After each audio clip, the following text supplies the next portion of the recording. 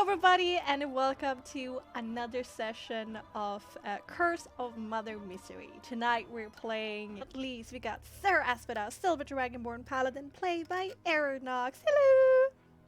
Hello! Every time makes me so happy. Anyway, what happened last time, gang? Started from the beginning. Okay. I think, where did we start off from the beginning? We have the session notes. We do this communal cookie, and then I take over if I feel like some kind of detail needs to be fleshed out. Okay, I'll just sit down here because this is my first session. Yeah. Illyria is famous. Yeah, you got swarmed. Yes. Almost picked up and whisked away. Yeah, people were like grabbing her hair and touching her without consent. Consent is important, kids. Yes, very important.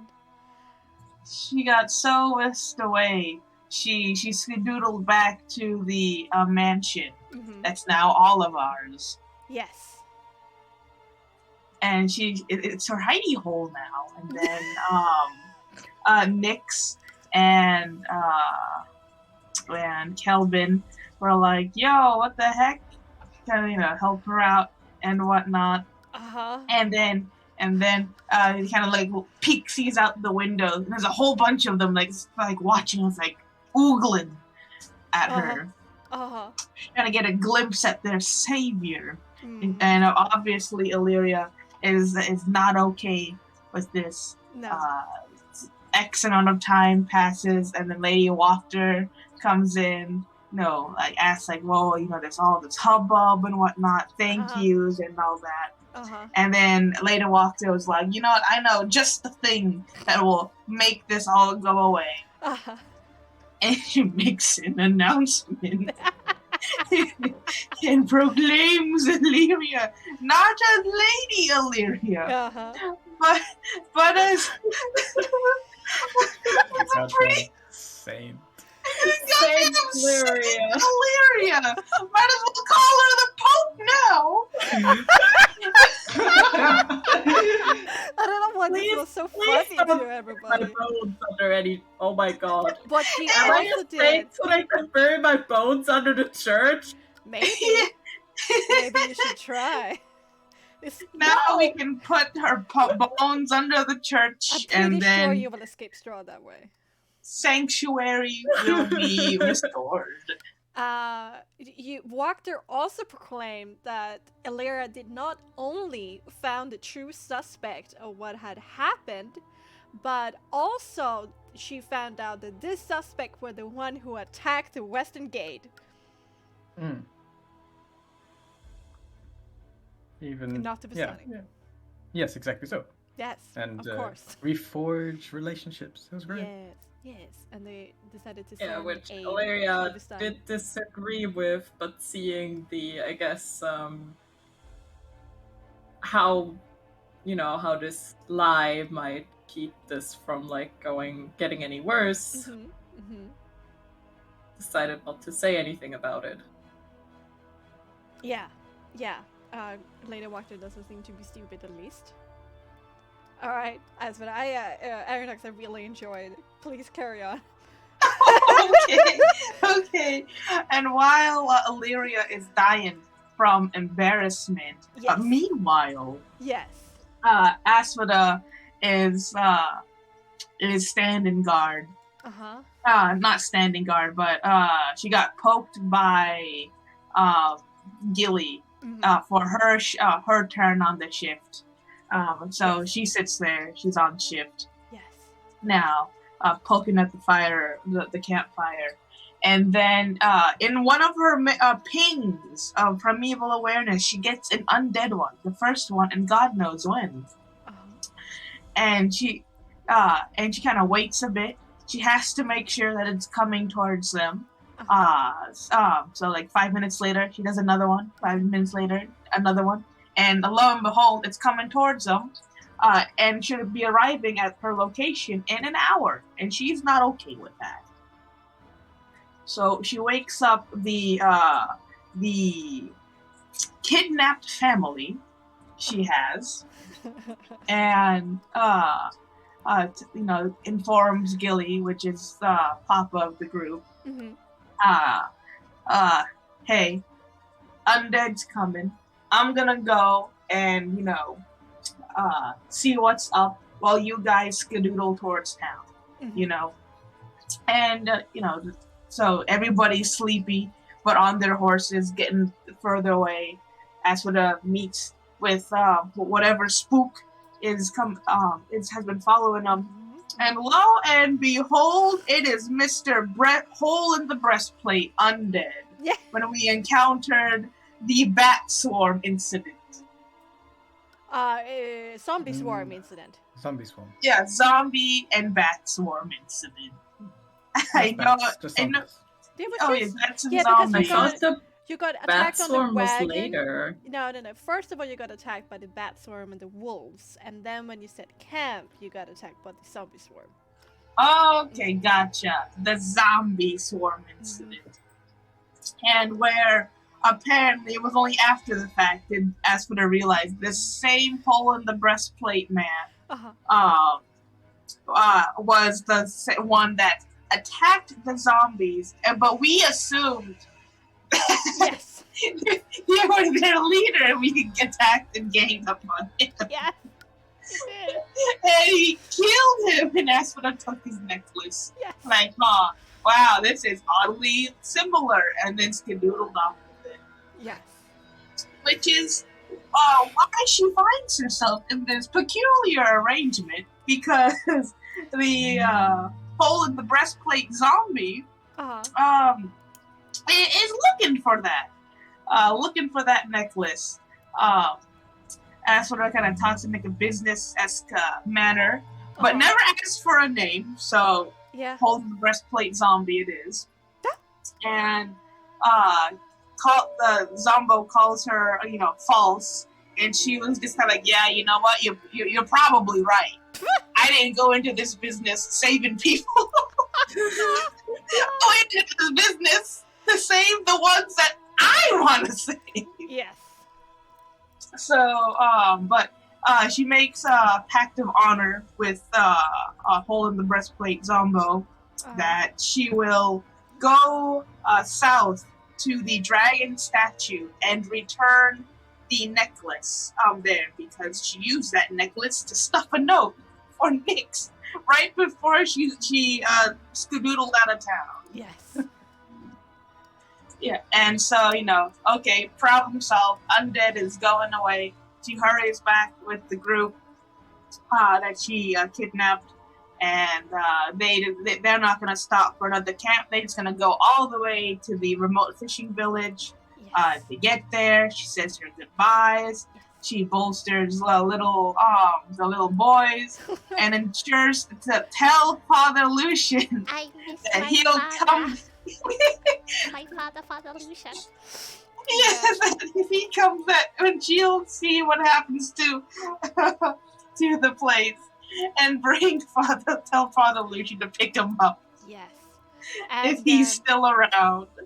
And before that, though, during the evening, Nyx, Calvin, and Illyria go searching around in the Burgos Master's mansion. And Nyx doesn't find anything interesting, but Illyria's on the second floor finds out that somebody has been in the office and taking records. And number 2, she finds Isak's bedroom. You want to explain, Julie? Yes. So the bedroom was full of dolls, similar to the one we got from Richten,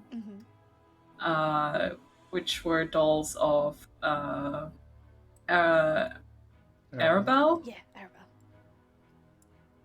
Arabelle. So she decides to have a look around, and in doing so, opens up like a closet?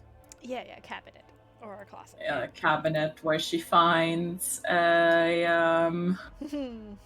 life-size doll of Arabelle. Yes.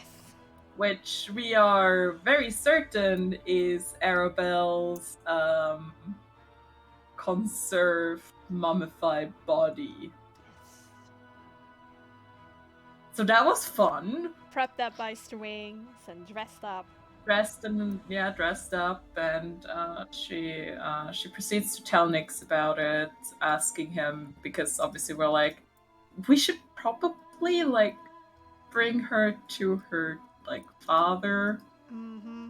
Mm-hmm. Yeah, you take her down, buy some sheets. Yeah, we take her down, and we're like, yeah, we're gonna head to the Vistani before we go anywhere else. And then Nyx drinks himself stupid, and what happens in the morning, Adrian.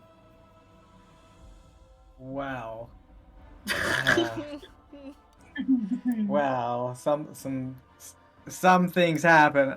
We wake up. We like Kelvin has a nightmare, and Nick stirs as he leaves, saying he needs some air. And in his hungover state, he didn't really make much of it. And in the morning, Calvin is nowhere to be seen, and it's assumed that he's out picking mushrooms or getting some food. And we do a quick search for him because, we gotta prepare for things as we go looking around the house for supplies to put in the cart for our journey. And he wasn't in the garden, so we go to the front, and there's a guard there who says, "Hey y'all, if you're done, with your burning stuff out in the east, outside the east gate, then, can you just let us know so we can just clean up? It's real spooky out there." Yeah, exactly. And we're like, "Excuse me, burning stuff?" And it's like, "Yeah, you've got, there's like your names are on a stick out there, and it's like charred lands." And we're like, "What the hell?" So, and then they say there's like a body on top as well, like some sort of charred corpse of a child, and that freaks out Nyx, so he bolts. He books it out of town, and like the guard in his plate mail is like huffing, or not necessarily his plate mail, but yeah, huffing after. He's huffing after with his like beer belly, and Illyria is chasing after, and we get to the site where there is that thing, with our names on a pike, and a body with his arms chopped off and like inserted into its body in a weird way that makes it look like a windmill, and there are mushrooms at the bottom of this pike, and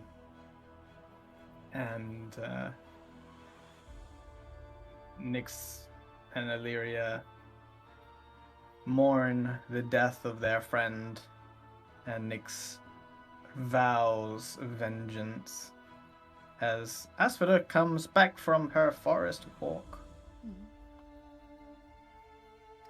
Yes. And that's where we're going to start again. Yay. Thank you. We're not so kind here that we gave inspiration from. Just this. What? Oh. What? Because of what I do. Well, I got inspiration last time. Thank you. Yes. I already had inspiration, but thank you. Yeah. Yes.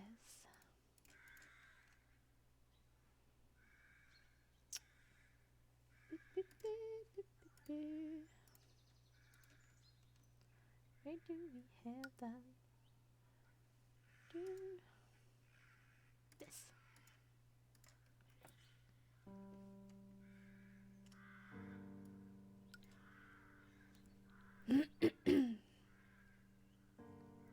Illyria, Asphodel, Nyx. All in your own way, you are mourning your friend, Kelvin. He was a strange fellow, a passionate love for mushrooms, ladles, crates, and conspiracy theories about the undead. Perhaps not the brightest of the bunch, flawed in his own way, but despite his shortcomings, at every point in your journey through this tragic valley,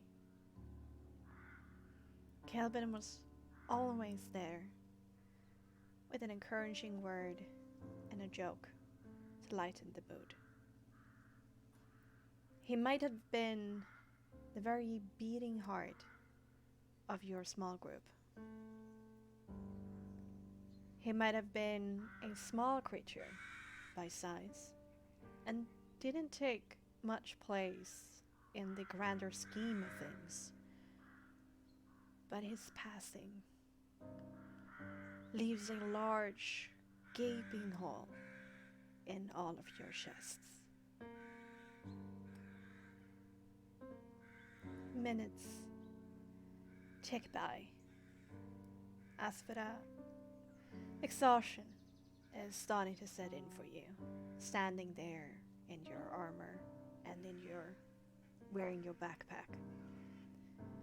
Illyria, questions are starting to buzz in your head like angry wasps, and the need to go and interrogate that guard grows stronger for every second.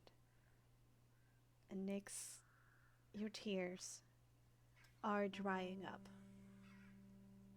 Your crying convulsions starting to lessen, whilst your pants are getting more and more moist by the autumn grass you're sitting on.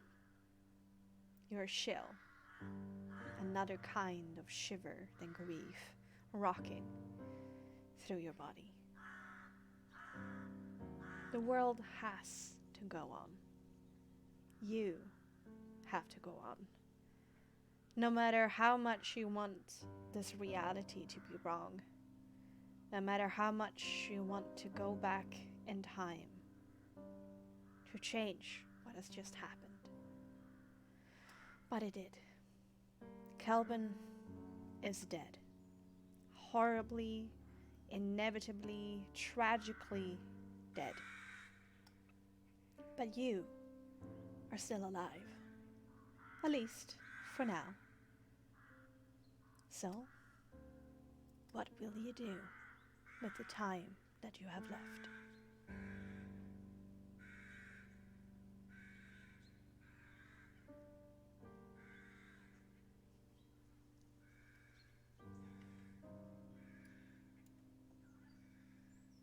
I think at the end of last episode, Asphodel took Kelvin down off that pike.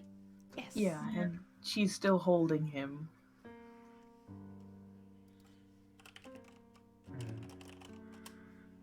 As Nyx's efforts to cry become harder and harder, the emptiness swallows him. He sullenly looks towards Asphoda and Illyria.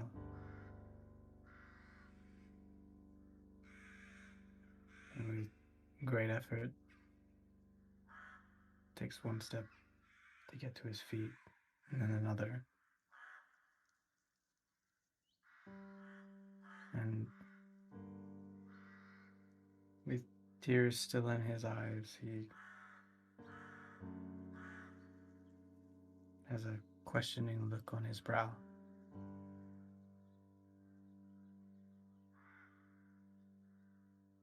Where have you been, Asphoda? We could have used you.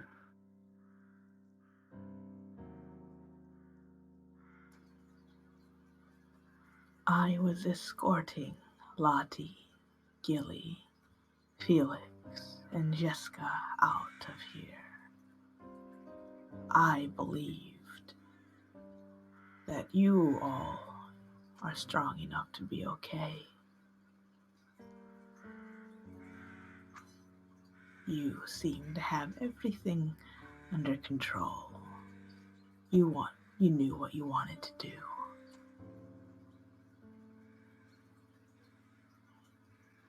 But to think that in 24 hours I would come back and find a good friend gone, where I can only assume in their last moments were horrifying.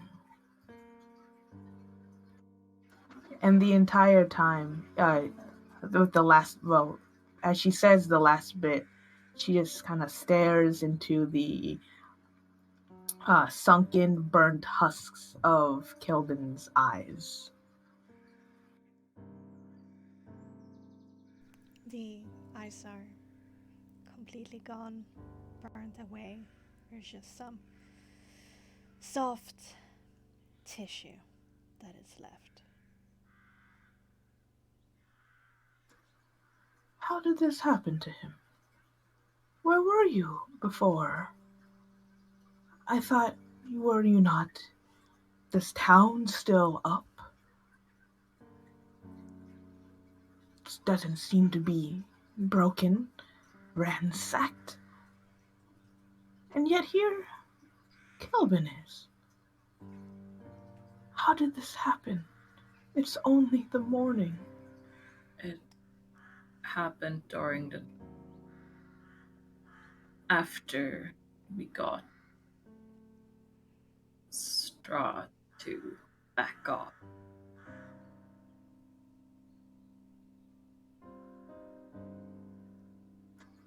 I can only guess. One way that could possibly happen, but I'm not going to ask about that now. I'm asking about Kelvin. What were you all doing? Was it just overnight? Did he say that he'll be right back and get some morning mushrooms? Did he have a bad dream? A bad dream? Yeah. He wanted to get some air.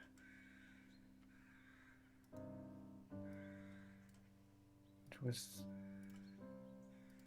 a blink of a moment for me. I was barely awake. He said, go back to sleep.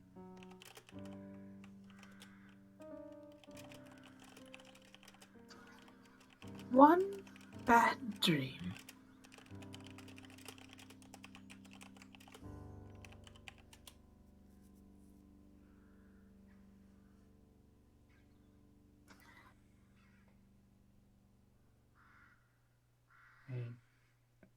I'm unsure about the mechanisms, but given how we have learned over time, Barovians' will succumbs to that of the hag that is Granny. One might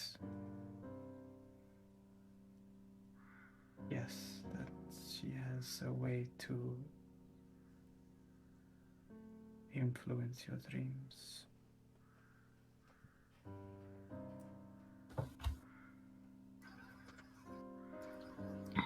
As Nix's words sort of sink into her about these dreams and how the hag can beckon somebody with these dreams, Asphodel wants to see.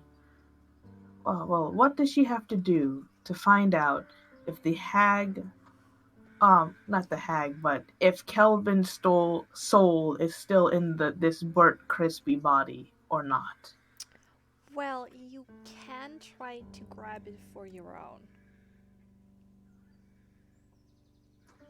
But then again, he has been dead for more than 6 minutes, so actually there's no way to be sure. Either the soul has left Kelvin naturally, or it hasn't. What are the chances of it sticking around for more than 6 minutes? Well, that's basically the window that you have to use Revivify. After that, it is way, way harder to resurrect somebody because their soul has passed into the ethereal dimension, and is currently traveling towards whichever god they belong to. Oh man. As for the asks Nyx, was there anything Kelvin believed in besides mushrooms?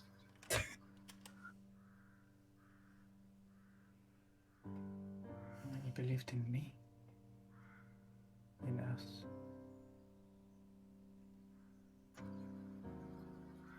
Then I hope wherever his soul is, he remains watching for the day we are going to kill that wretched hag.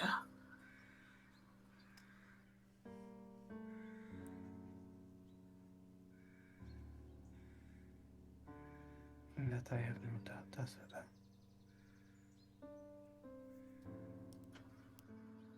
I know.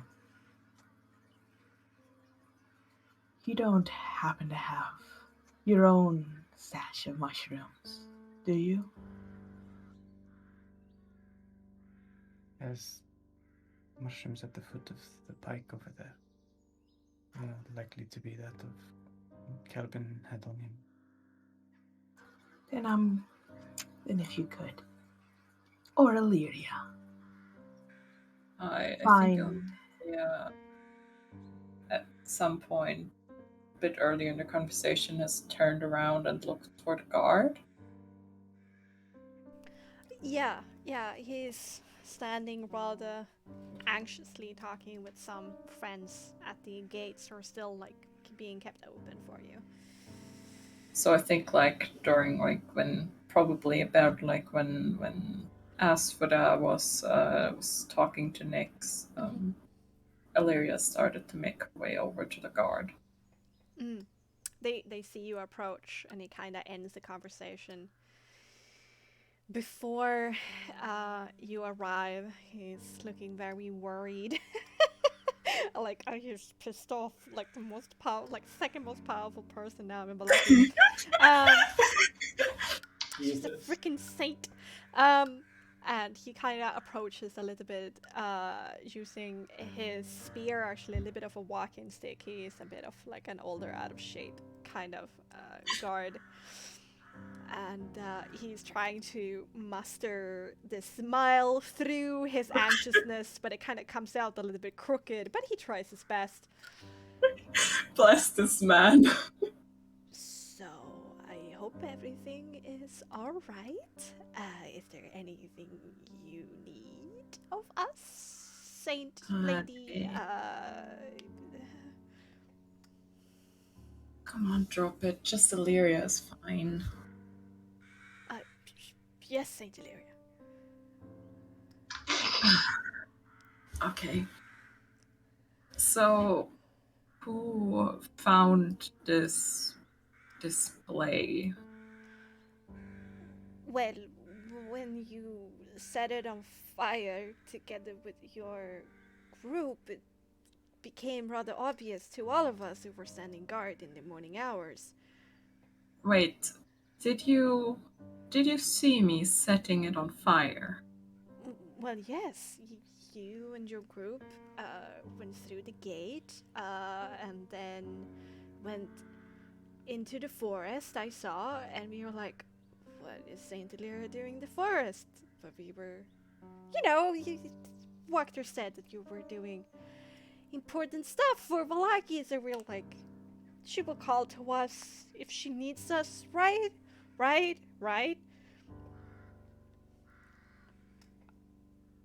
Okay, I'll take your silence as acceptance. And then you came back with a stick and started burning this corpse. We couldn't, see from afar what it really was, but like we once again said, it's Saint Illyria. No? And who was that Vistani that you had with you, asking for a friend? That is Vistani? You mean Nyx? No, not that protectorate servant. A Vistani. A purple one. Woman. With the rapier? Asking for a friend. Again. Oh. Alright, I see. I'm... Why are you... is this a test? Am I being tested? Of how awake I was? Oh, I see. I assure you, we saw everything that happened last night. We were awake and alert and doing our job, Saint Illyria. Of course, you did well. I'm just also inquired because I heard for some of the boys and girls that you were in a bit of a heated argument with this Vistani inside of Valaki after the burning. Is everything okay there? Like, is this Vistani somebody we should remove from Valaki? Oh, Just say the word no. and they're gone. No, don't worry about it.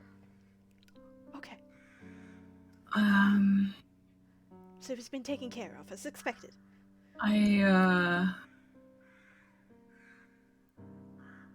Just keep this quiet for now. I'll speak to you again in a moment. So you want to do this to other guards? Oh, I see. I will keep it quiet. I see what you mean. Yes, you can trust in me. And gotta Illyria keep them just alert, right? basically runs, like, not runs, but just like kind of like Half quiet. jokes. Yeah, just sort of like half jogs, quiet, like irritated, angry towards Asphoda and Nyx.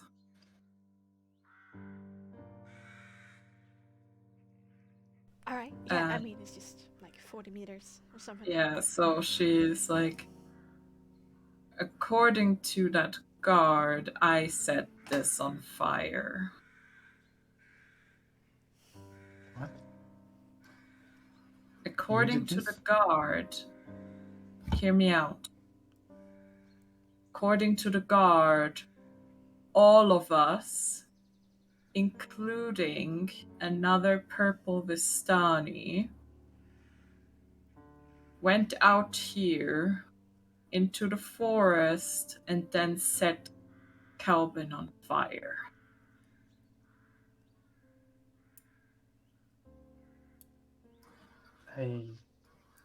Well, I know I didn't do that.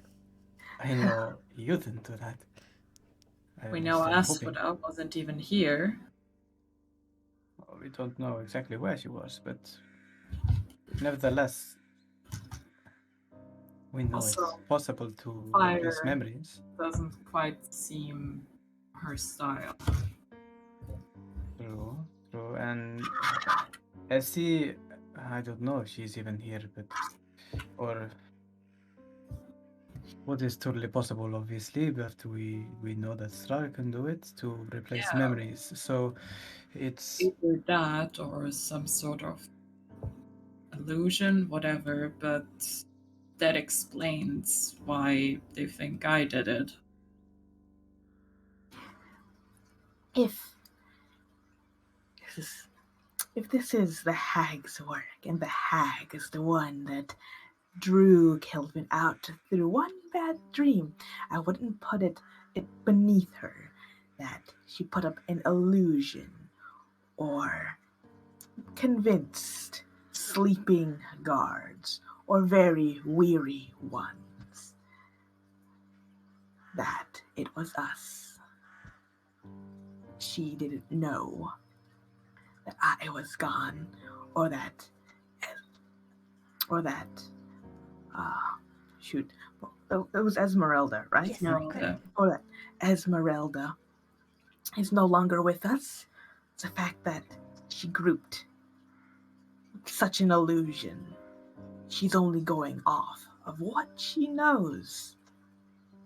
Exactly. It had to be that hag.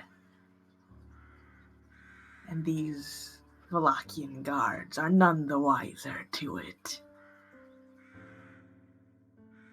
Which leaves the question, Look, I don't should mean to be we... interrupting you, Illyria, but do you mind if we leave the place where Kelvin was murdered? It's Of course. bringing me down. I think it's bringing all of us down. And Nyx holds the mushrooms in his hands. He went and picked them up. Okay. Okay. And Asphodel will follow, with Kelvin still in her hands. Mhm. Do you reckon we should tell the guards? Or just keep them under the impression that it was my doing? They probably won't question it. And you'd be okay with that? That, oh, where is Lord Kelvin? Oh, no worries. He's gone on a very long trip. They don't know it is Kelvin. And that'll be that. Huh.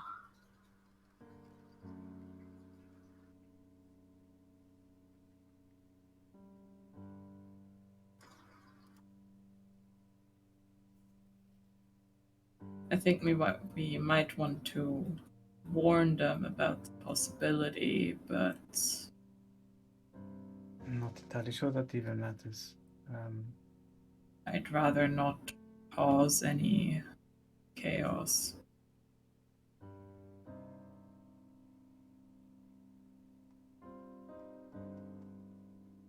I'd rather we just left. Exactly. We should, I don't know, We found maybe the body of bury Arabella. Kelvin?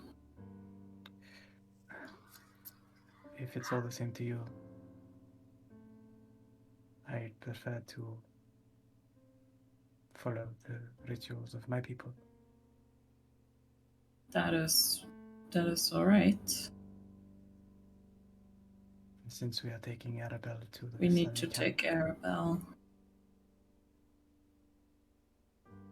That's what we are leaving. Take anything that you want from the house. We'll be gone for a while. Do you wish Kelvin to join this ritual with Arabella? Yes. Very well. And Asphodel is gonna take, let's see, kind of drape her cloak over Kelvin's body, but still hold it in her hands. Mhm. If you must, Illyria, let's not have the guards think you were burning what they think is a child. That can spread nastiness in the future. Say That's what I was thinking. that it was a hag and they needed somebody to pin the blame on.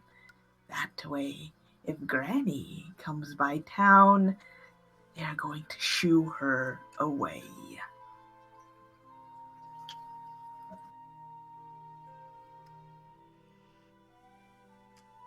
Then you two can go ahead and I'll do that. As for the, nods, making sure that nobody can see above or below, that she's holding a corpse. Mhm. And she's gonna follow Nyx. Okay. Gotta go through Valaki again to get to the burgomaster's house and to your wagon to place the bodies inside to then transport it over to Valaki. To the Vistani Valaki camp. There we go.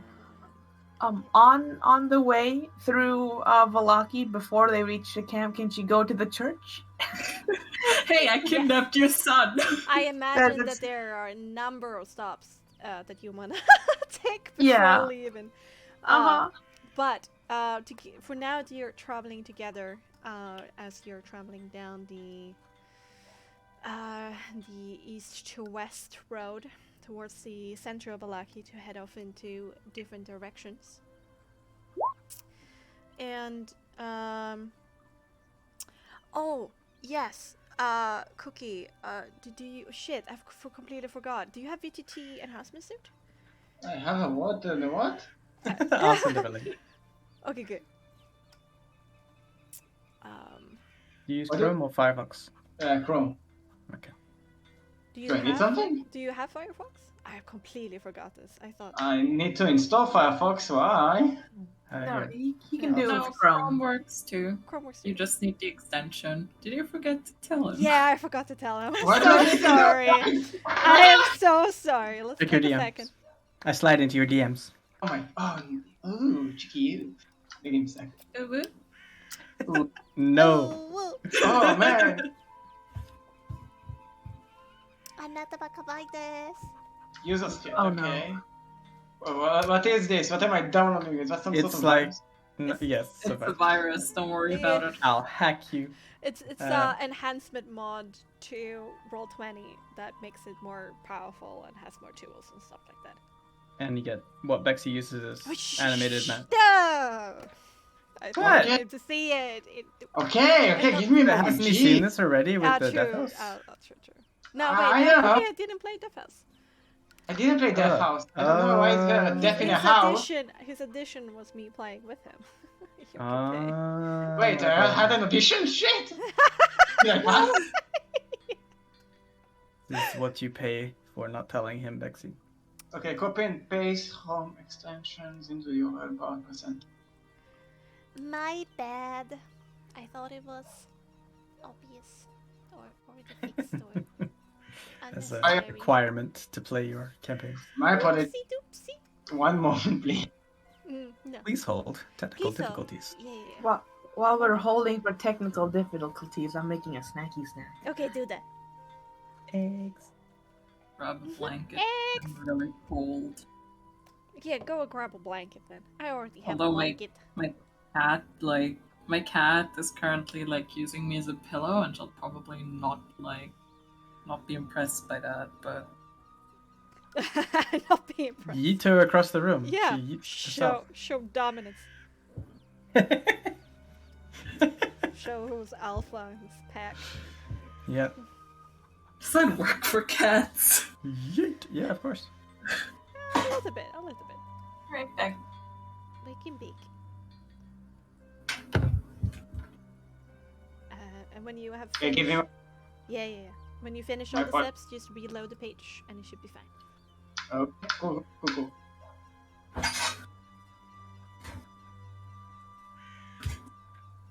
She looked at me so confused when I got up. It's like, Mom, where are you going?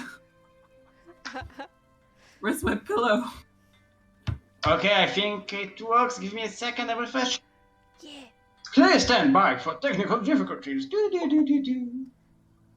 Oh, whoa, what is that? Oh shit, okay. There we go. Oh, canvas, I love canvas. Okay, I learned it. Okay, cool. Perfect. Okay. Anything I need to know about the settings or just flying close? Default this one. Yeah, I decide all the settings, so you just sit back. Oh, and this is enjoy- so cool. Enjoy the animation. Whoa, cool. Yes. Anyway, again, you head into Valaki together. It's closing in on lunchtime by now. There are people out and about during this time. Some staring openly in wonder towards Deliria, some whispering to themselves, Saint Deliria. Or Illyria was second going coming to of talk Saint Deliria. to the guards. Again? She was gonna go back to the guard and talk to them. Oh, okay. Then no. Okay, so it's just Nyx and Aeronox walking through Valaki. So no whispers. But there's still a little bit Still, there are people staring. It's not the same kind of wonder, though. Still, just the dragonborn visage of Asphodel is still a little bit like, holy shit, what is that? And, but no one approaches you, just staring like they usually do.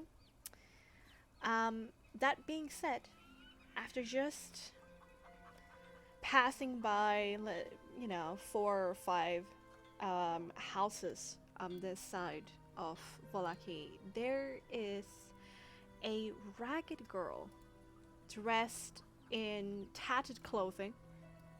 Seems to be around 10 years old. Small and pitiful frame, perhaps probably a beggar, considering she has like a simple wooden bowl in her hand. But it's strange. These begging children are usually on the other side of Volaki, close to the church and the orphanage. She shouldn't be here. But nonetheless, she approaches Asphodel and Nyx a little bit from the side. Doesn't confront you straight on, like a scared and fitful deer anxious around a predator, and says, Hello there. You're big. She looks at us for that. Care to spare a copper for a beggar?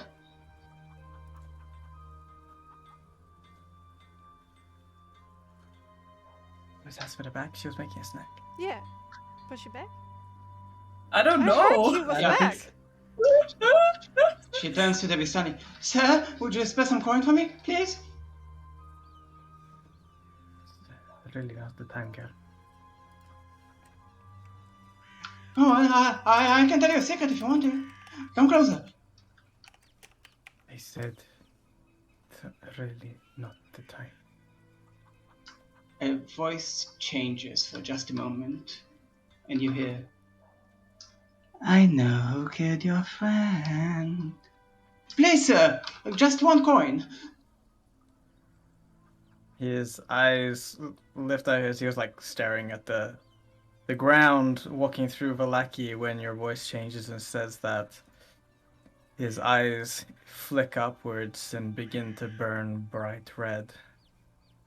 What did you see? What did I say? I don't know, sir. I don't think it's safe to speak here. There might come, night lord and attack us. I will empathy check the intentions Alright. for sure, and he will, in the open, just guidance himself. Alright, a little bit of a shimmer around you. Your soul mark lighting up. You can see this, you can see this, whoever you're playing, Cookie. A bit You of like see- the neck is lighting up. So he sees me. Yeah. Okay, so you see a pale woman, looks like a very young woman, looks like she just finished high school. Very short, around 1.55 m. Oh wait, Pale. he doesn't see through you. You see part of the soul mark being set alight over this Vistani's neck, and they are looking intently at you. This is just the guidance spell. No worries. Oh, I see. Do you want to tell Nyx what this insight empathy check tells him, or do you want to roll persuasion yeah. or deception against it? No, I think she gets it because she's trying to get a message to him. It's not a girl, it's not a little beggar, but you're sure of that. And you kind of seeing her, along with her body language, she's facing away from the main street, almost as she beckons you to go somewhere more private. Nyx looks around to see if anyone else is looking at this beggar, as we're literally carrying a corpse through the road, through the streets. Yeah, I mean, it's been covered up, right? So it's more like you're carrying something that is covered up. Okay, I'm back.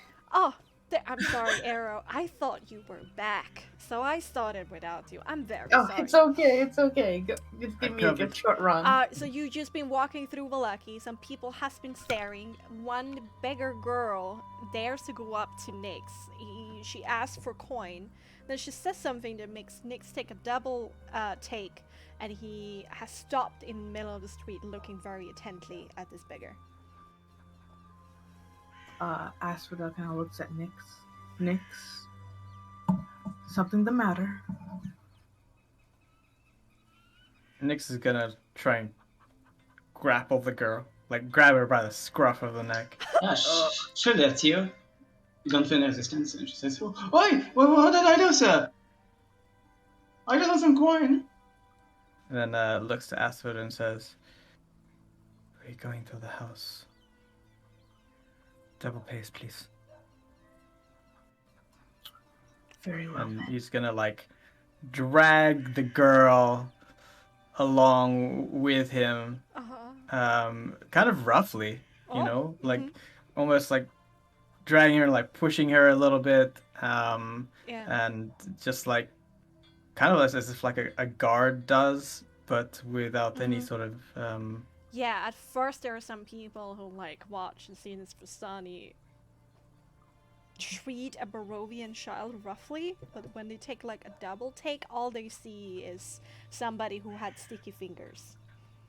And they believe that you're like bringing them to some kind of justice, so you're not disturbed.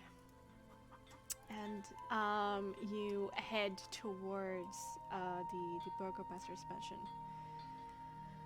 or the ex-burgomaster's mansion. Okay, Illyria, you're still at the gates.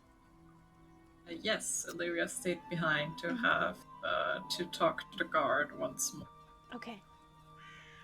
So he's kind of That wringing his poor hands. man is probably just. He's wringing his hands as you approach. Yes, Saint Illyria, was there something else? Something I can help you with? Is everything okay? It took us a little investigation for which we had to leave you in the dark, but I do think it is important to let you know that neither I nor any of my companions were here tonight. Oh, I getcha. I see what you're playing. Gives you a wink. I'm serious.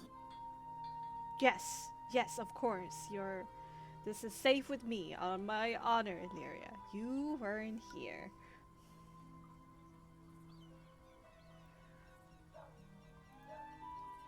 Should you ever see this group again, would be with me. But did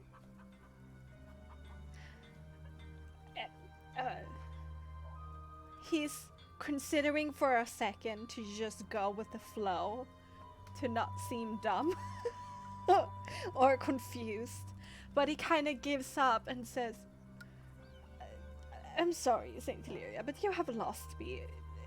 Should I inform you about your group's passing?"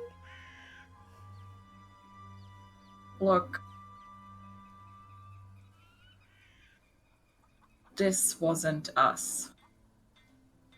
You might have seen us, that is true, but we think a hag might have been involved in whatever this is. This wasn't us. Oh, Morning Lord. Kind of makes a sign to the Morning Lord. Are you telling me I talked to a hag this night? You're starting to hyperventilate. Calm down. Starting to look a little bit green in the face. Am I going to turn into a toad? Tell me the truth! You won't be turning into a toad. This was clearly aimed at us. Oh. But... What... Who was the child then? What did he do? Oh, Morning Lord, protect us from these, the creatures of the night. We will try to track her down and deal with her. Okay. What about, if all of you weren't you, then what happened to that purple tiefling who's still in here? Still in Vallaki? Ah! Wait. There's a hag here? Saint Illyria, you need to help us! Save us! Calm down. Okay, I'll breathe Is in. she here I'll in breathe in. Vallaki? Well, I told you. I'm sorry. I will repeat myself. I know a lot of time. Okay. Breathe, man. Just breathe. Remember the exercises. The purple Vistani came through the gates again, like rushing in and disappeared. And we wanted to ask what was up, but they rounded the corner or something. Couldn't find them anymore. And then you, Valeria, or maybe not you, went through the gate afterwards, asking us where the Tristani is gone, and we didn't know, and you disappeared into the town, and then we heard some really loud shouting a few houses down, so we went to investigate, and there you were talking to this Vistani, or maybe this hag, I don't know, talking to the Vistani, and we asked if everything was okay, and then you said everything was okay, and you left, and then the Vistani, you recommended her to go to the Blue Water Inn to, stay the night, because it was in the middle of the night, and we are friends with the Vistani now, orders from Lady Wachter, and... It's alright. You handled the situations best you could. Do you remember what they were arguing about? You think so, Saint Hilaria? Oh, thank you. It means a lot coming from you. I only heard the Vistani saying, "Leave me alone." And then I came to the scene. Alright, this is much appreciated. You need to track them down. What if they're still here? Should I get some Don't guards worry. on it? Oh, okay. Well, the guards should definitely be wary of this Vistani as well as Should I go and tell Lady Wachter? I think this is something Lady Wachter should know. well, since it is more or less out now, yes, but just try to keep it more or less quiet. Oh, okay. A bit of discretion. Do not notify the hag that we know that the hag is in Vallaki. I see. I will run to Lady Wachter immediately, Saint Lear, and he does like this mock salute, and then takes his not in shaped body and in his armor again, sweating already, start jogging towards Lady Wachter's house. Okay, Illyria is basically just gonna run and try to catch up to the others. Okay.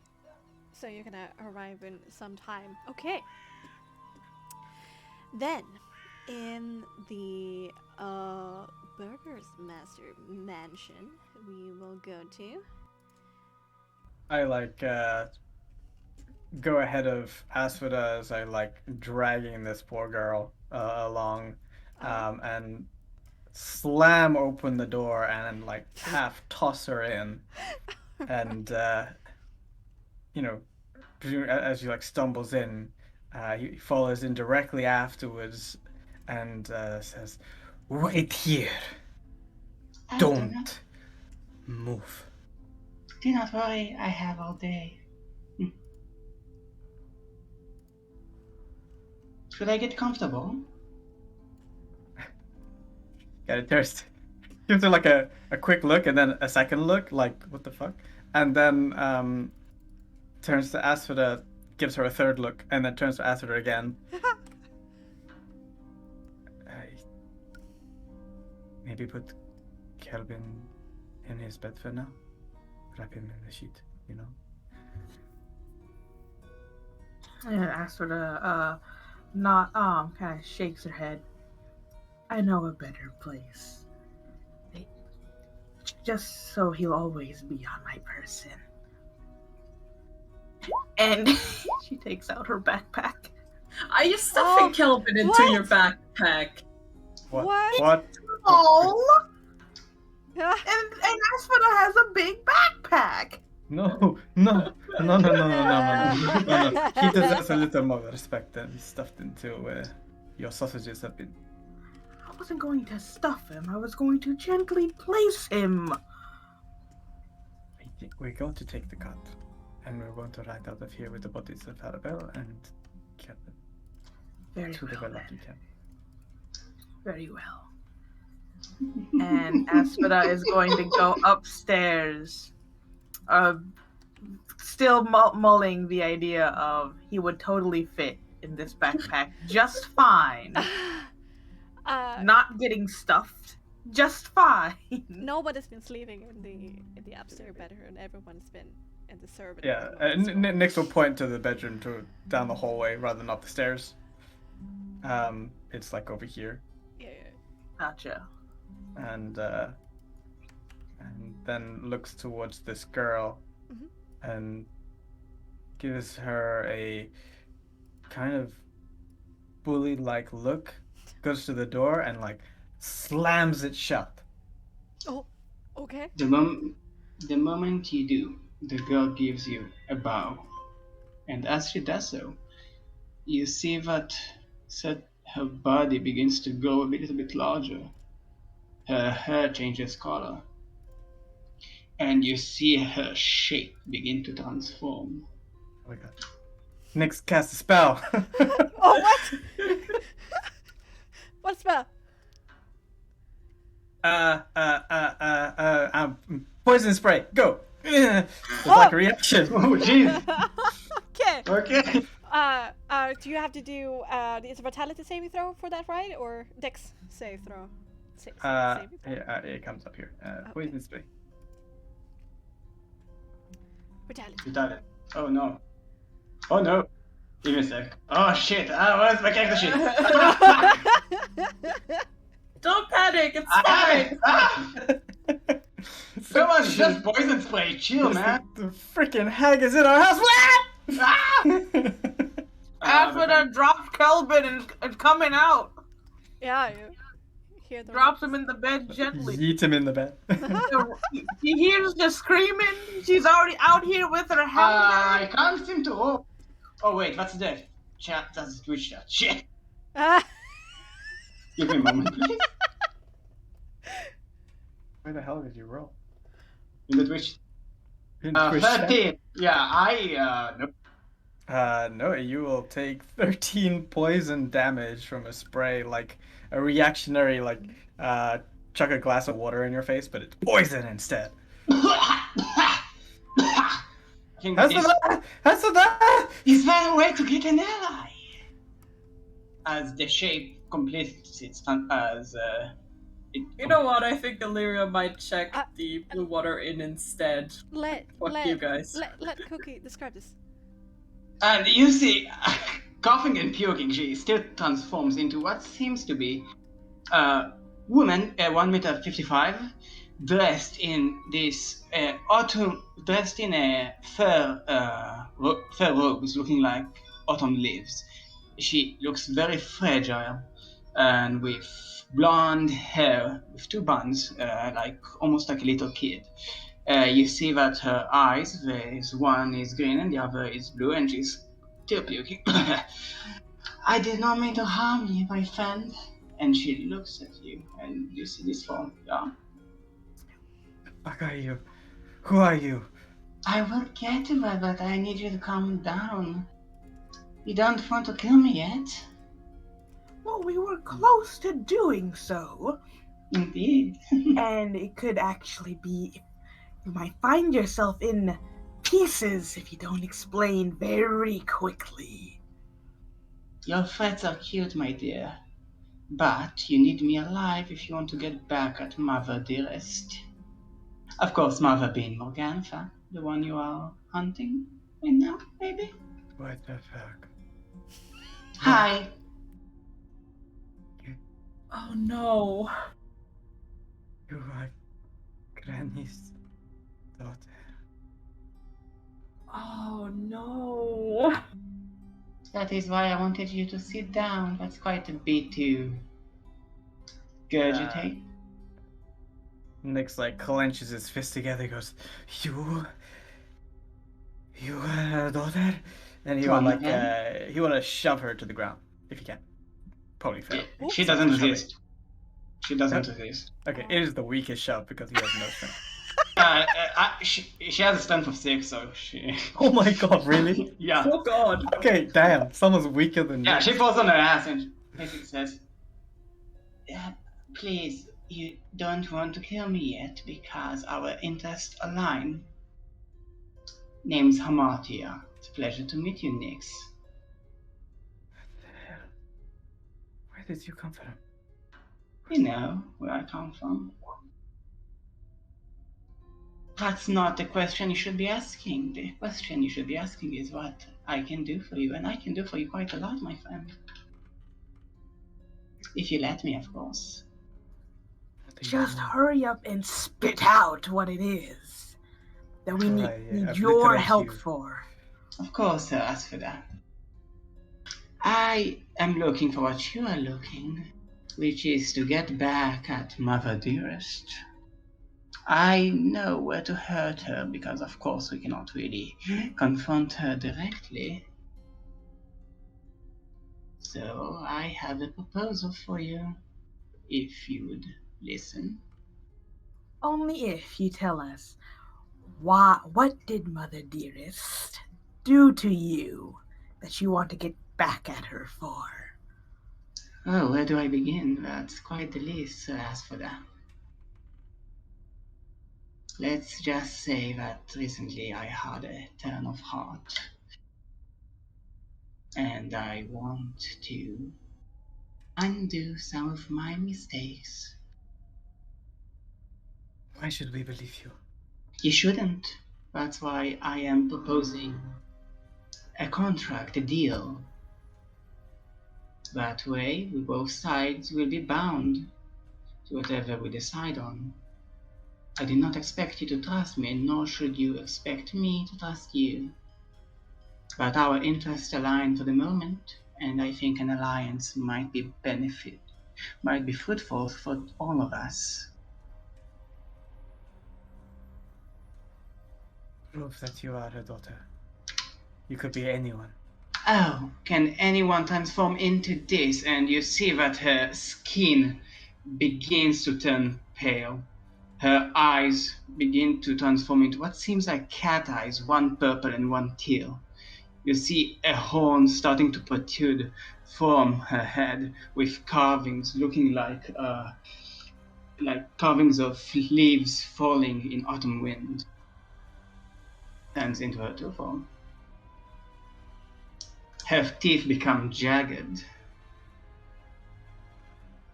And she looks at you and says, you can be sure I am my mother's daughter, my dear Nix. Or perhaps I can transform into a more convincing form? What would you like me to transform to? Would you like me to transform into you? Maybe Asphoda. Maybe I can transform into her, and I transform into Esmeralda. It's not a trick. Transform into Asphoda. Yes. All part of the job. And I transform back into her, Hamartia. As you can see, there is no form I cannot take.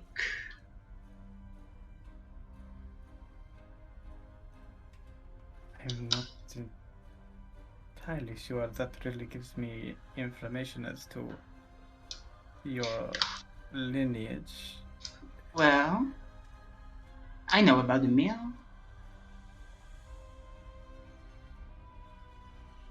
I worked there. Making errands, going, delivering goods.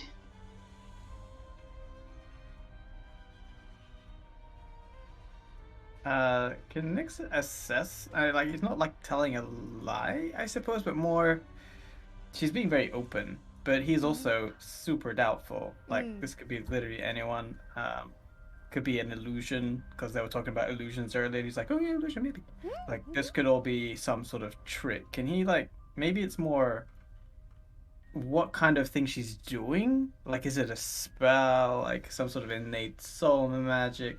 It seems all very spooky, and he is, like, befuddled as, like, whether he should even consider to believe her or just scatter her brain across the stairs. Oh, jam. Well, what is obvious without a roll is that there's no soul mark activation here. There's no part of her clothing or her skin that lights up. There's no incantations or need of any like movements of the arms. It just happens on will with the tiniest bit of light shining through her eyes, which make you believe that it's not spellcasting. I actually have a question.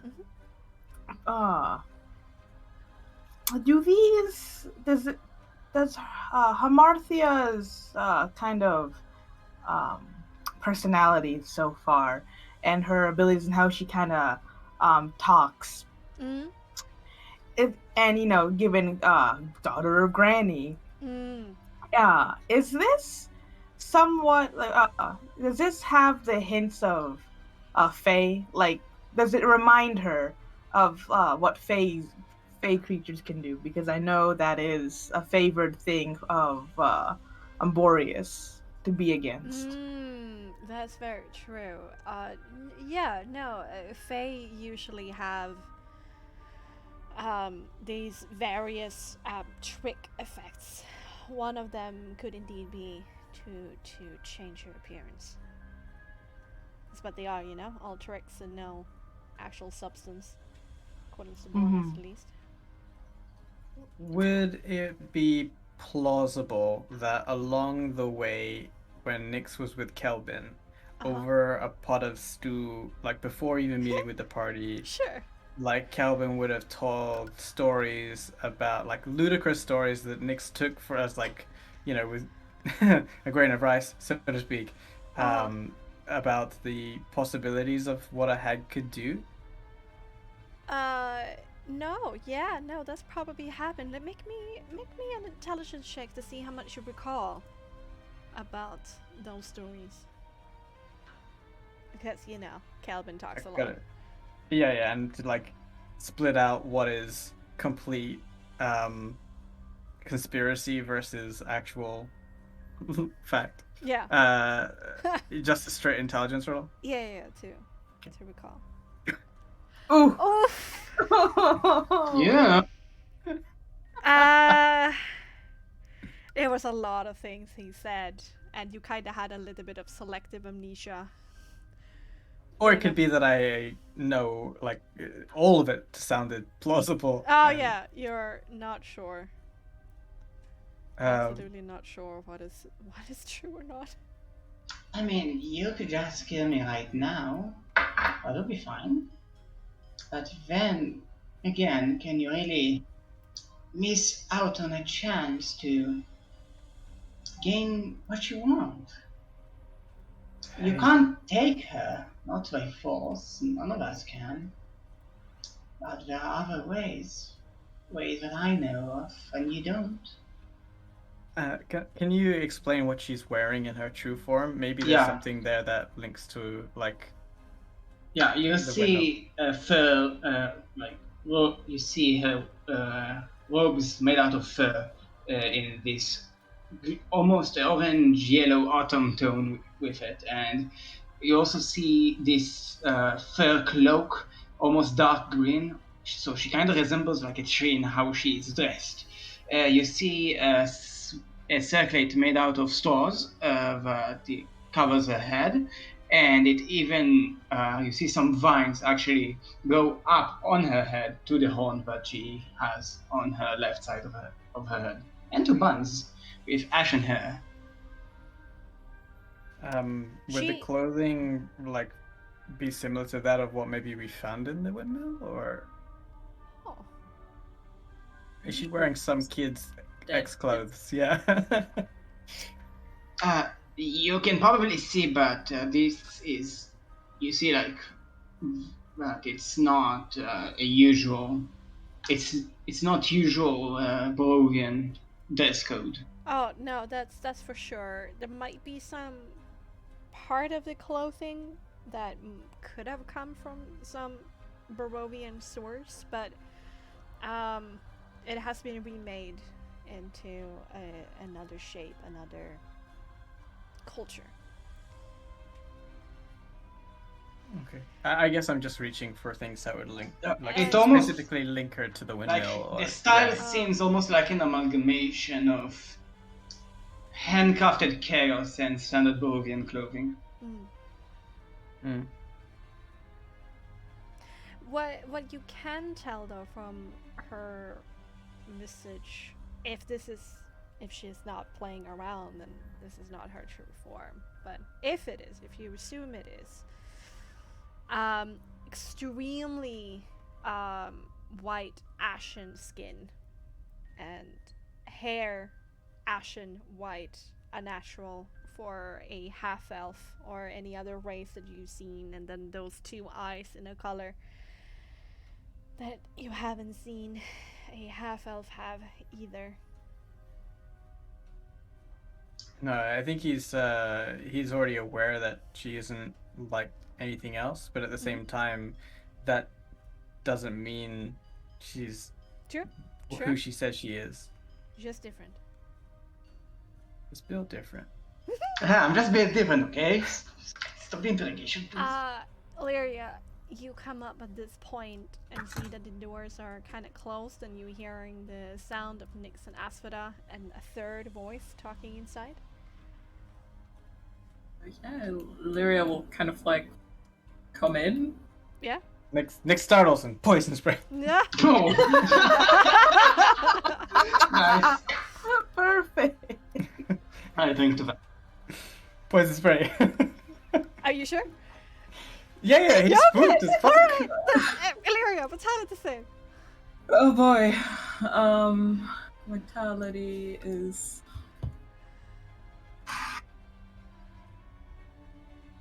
Didn't even knock? What? Just open the door. Should I? Okay, Okay. yeah. It like squirts on the ground in front of you. what the? Is that the way you usually greet people, Mr. Nix? Sorry, I'm so sorry. Yeah, Yeah, I'm sorry. immediately like her hand on her rapier. If she still our true form, because you Yeah, you're she looked kind of spooky.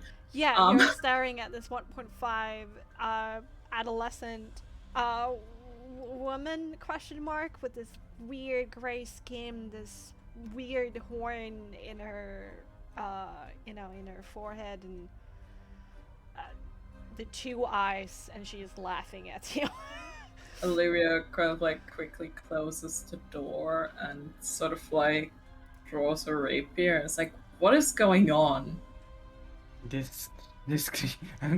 sorry, I'm just very startled right now. This little girl, this creature says that she is the daughter of Granny, and she wants to make an alliance to get back at her, and I have no idea how to react here. It's an absolute pleasure to meet you, she takes the bow. Lady Saint Elira. God. How do you know about that? About what? That she's a saint. Oh, I've been here. Well, I'm not surprised anymore. It's Are any more of you still around? I hope not. See, when you mention anyone else, you see that her gain suddenly falls. just for a little bit. And if they are here, then we can't do anything about it. That's Which why one were you? Oh. Ah. Esmeralda. Lyria Good for you. somewhat doesn't put it away, but somewhat lowers her rapier. Very perceptive of you, my dear. Well, I know that Esmeralda apparently had a fight with me. Yes, I did have a fight with you. It was quite one-sided, I'm afraid. What? How long have you? How long were you at Esmeralda? I should probably sit for this conversation. We don't want anyone to get overly emotional now, do we? Are you telling me you fought with your own illusion? Hmm? Oh, Really? well, what I do is no illusion, my dear. It is, it's turning to Elira, quite real. And I turn back. So no illusions.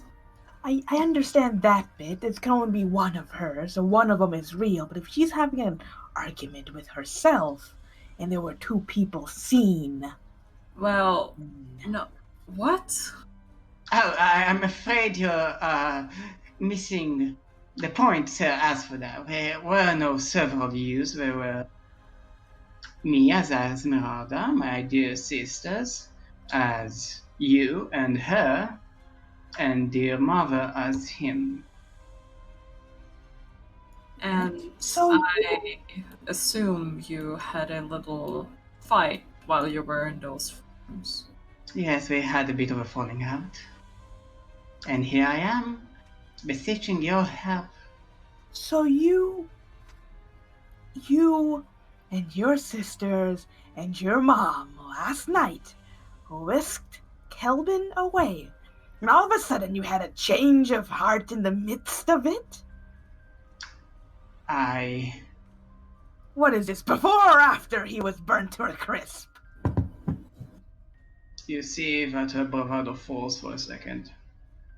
And staring at the ground, she says, during. During? And what was this change of heart, per se?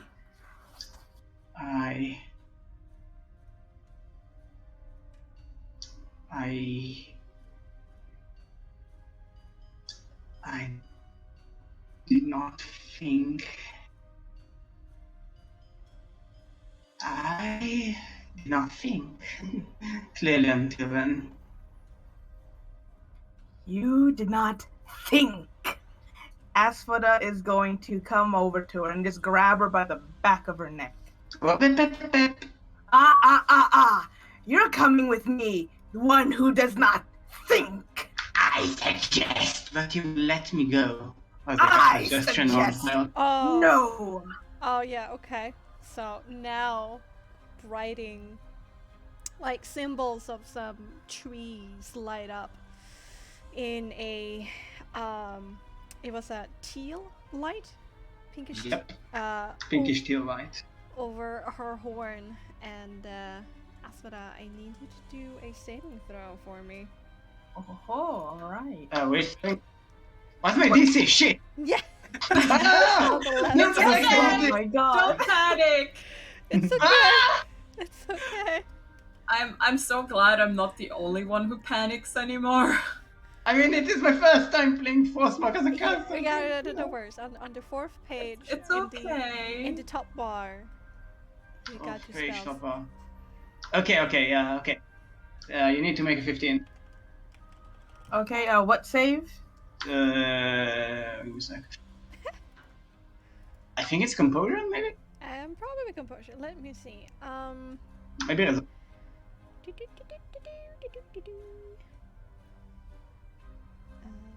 I have like 3 composure. PDFs. Yeah. Composure saving throw. Okay.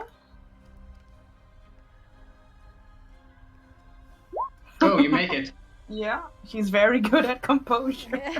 You Ooh, feel wow. something grip at your mind, making it sound very convincing to let her go. But you seal yourself from this weird, intrusive thought that establishes itself in your mind, and through willpower, you continue on. As for the feeling this, her grip only tightens, and she kind of lifts her with one arm to be, eye to eye with her as she's walking towards where she put Kelvin. I hope that you did that because you did not think again. Illyria is sort of like following after, kind of like having this like fire like in her eyes, like she is ready to just blast her with fire at any moment. And she's going to bring Hamarthia to where Kelvin is and stick her face right up, have her nose as she's like holding her like above Kelvin. Has her nose barely touching his burnt corpse. This is what happened when you did not think. Please let me go. Please, please let me. Look at him! Dead! A corpse! Because of you! Are you thinking now? Yes, I am. Now let me go. And she is going to forcefully drop her on the ground beside the bed. All right, you're dropped. Your butt hurts a little bit. Off. You see, she's trying to maintain her composure, but her left hand is a total gift. It's shaking uncontrollably. You do not have long before your end. Yes, but can you at least make one thing right before you kill me? I get it, you want revenge. And I would not... And I can't really deny it. Sure, you can kill me after we're done with my mother. Is that fine with you? I think that sounds like a fair proposal. No, it does not, Illyria, sound like a fair proposal. You want to track down her mother on your own? I don't care. I want justice for Kelvin. She was involved with his murder. You are so happy to let her go? You're not letting me go. I mean, you can. No. I don't want you to. You have but a moment to explain why I should not end your life here. Because you need me. You need what I have in my pretty little head in order for you to get what you want. What is that? That information about her weaknesses, where to hit her where it counts. Even now, even when she can still kill us, where she still has weaknesses. She still has exploits that we can take advantage of. Why don't you tell us that right now? Because then you'll kill me. And I want to see it through until the end. After that, you are more than welcome to put my head on a little spike.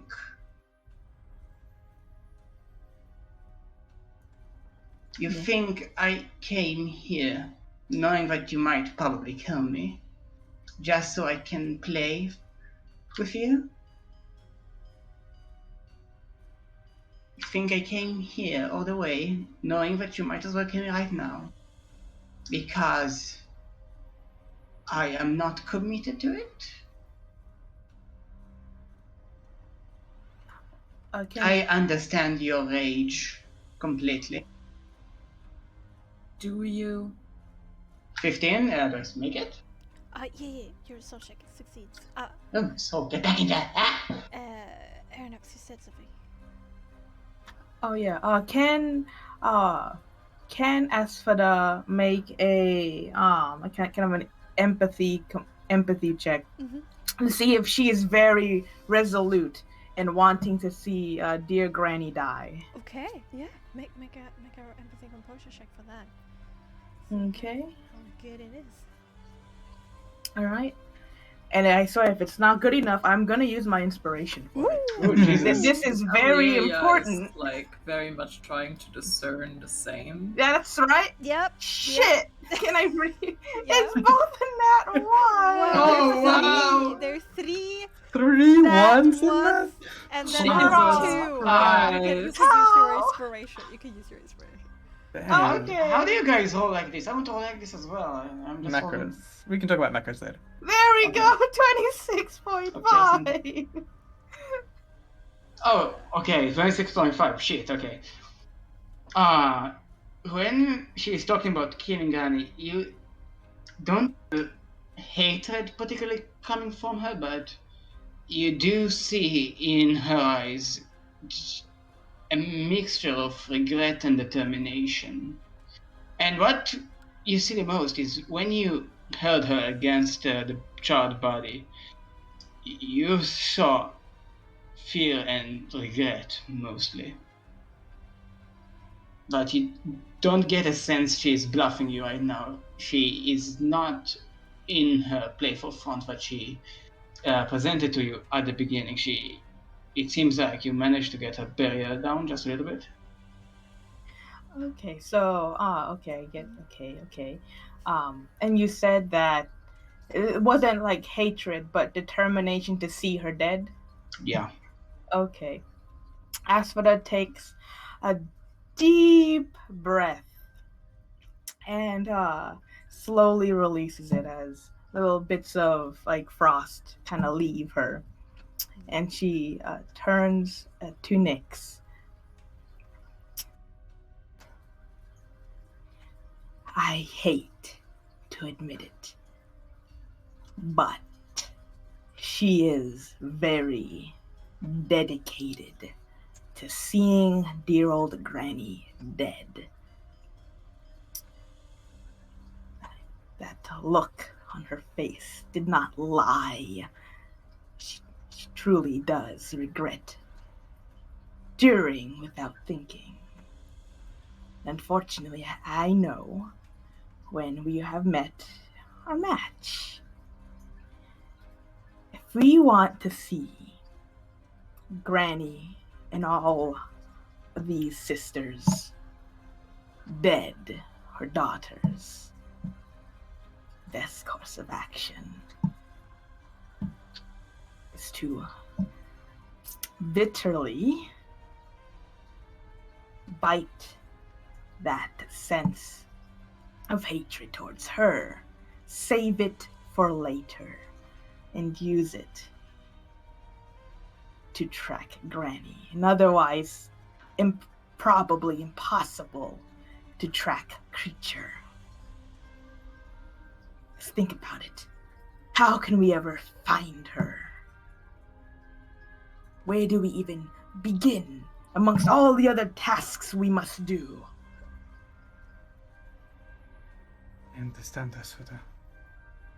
But if you will give me one more moment with this thing who claims to have this information. I will give it to you. And she'll stand aside for Nyx to do his thing. Nyx is going to walk up to Hamadia. and look down at her and say, "A rage burns inside me for the loss of my very best friend." And he closes his eyes as he says the next words. Part of me feels deep enough not hear what I try now. And he put his hands together, and for a brief moment, a sort of dark reddish misty shroud just apparates from under his collars, And as he opens his his eyes, a third eye opens on his forehead, bearing down on Hamartia. I thought that was creepy. You need to make a saving throw. Which one? It is a composure saving throw. Oh, okay. Go. That's a lot of goals. 17? Oh, you make it by 1. Oh my Fuck you. god. Trying to PvP me? Go ahead. It's his first time. He doesn't know how it works. And he says, unknowing if it worked or not. And you're not charmed. Your eye is very pretty, Nix. Why don't you tell us one thing about Granny Dearest? And then I believe you. Not before you agree not to kill me until the job is done. I wouldn't go against Sir Asfada, but wouldn't you tell a friend? Do we have a deal or not? The deal relies on one piece of information, a nugget, so to speak, for an old friend. Several. Let's lay the terms of the deal, okay? I will give you all the information you need in order to exact your revenge against Mother Dearest. In turn, your safety with your company will be assured until I give information which is proven false. If that happens to be the case, you are free to nail me to a coffin or whatever else you want to do to me. The eye closes on his forehead, and he turns to Asfada and to then Illyria to see their expressions. And what of your sisters also involved? My sisters should die as well. If I may, what was this change of heart? What happened to give you your change of heart? Just so I know what I'm dealing with here. The smell. The smell? Never really thought about what we did because it was the only thing I knew. But that smell, that horrifying smell, it clicked then that what we did was too much. It was not right. And it shouldn't exist. Things like this should not happen, should not exist, should not ever happen again. And I'm part of the blame. Nyx grabs one of the mushrooms from his pocket and just like thrusts it under her nose. Was it this? No. Oh. I'm The thinking burning flesh. You are on point.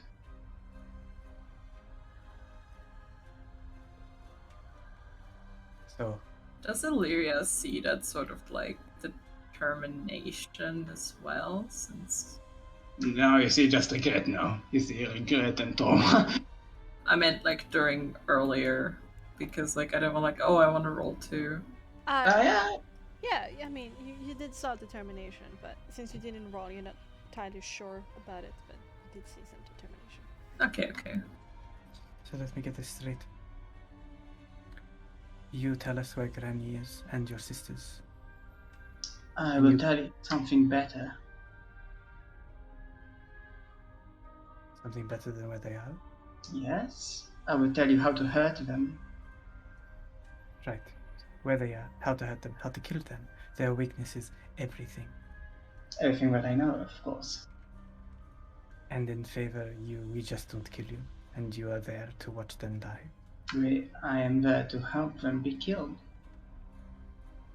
And after that is all done, You give yourself up. Pretty much, yeah. Nyx gives like a look over to Asphodel over his shoulder to like see if she agrees to such a deal. Like this is on the level. It seems right. He's never done this before. Like, So yeah, she just agreed to help track and tell us all the beans about Mother Dearest and her sisters. That's literally everything. And as for the and of course in the end, permission to offer, and she'll nod her head in agreement. and then you look to Illyria with like a cocked eyebrow. I can appreciate determination, and I trust Asphodel's judgment regarding her truthfulness.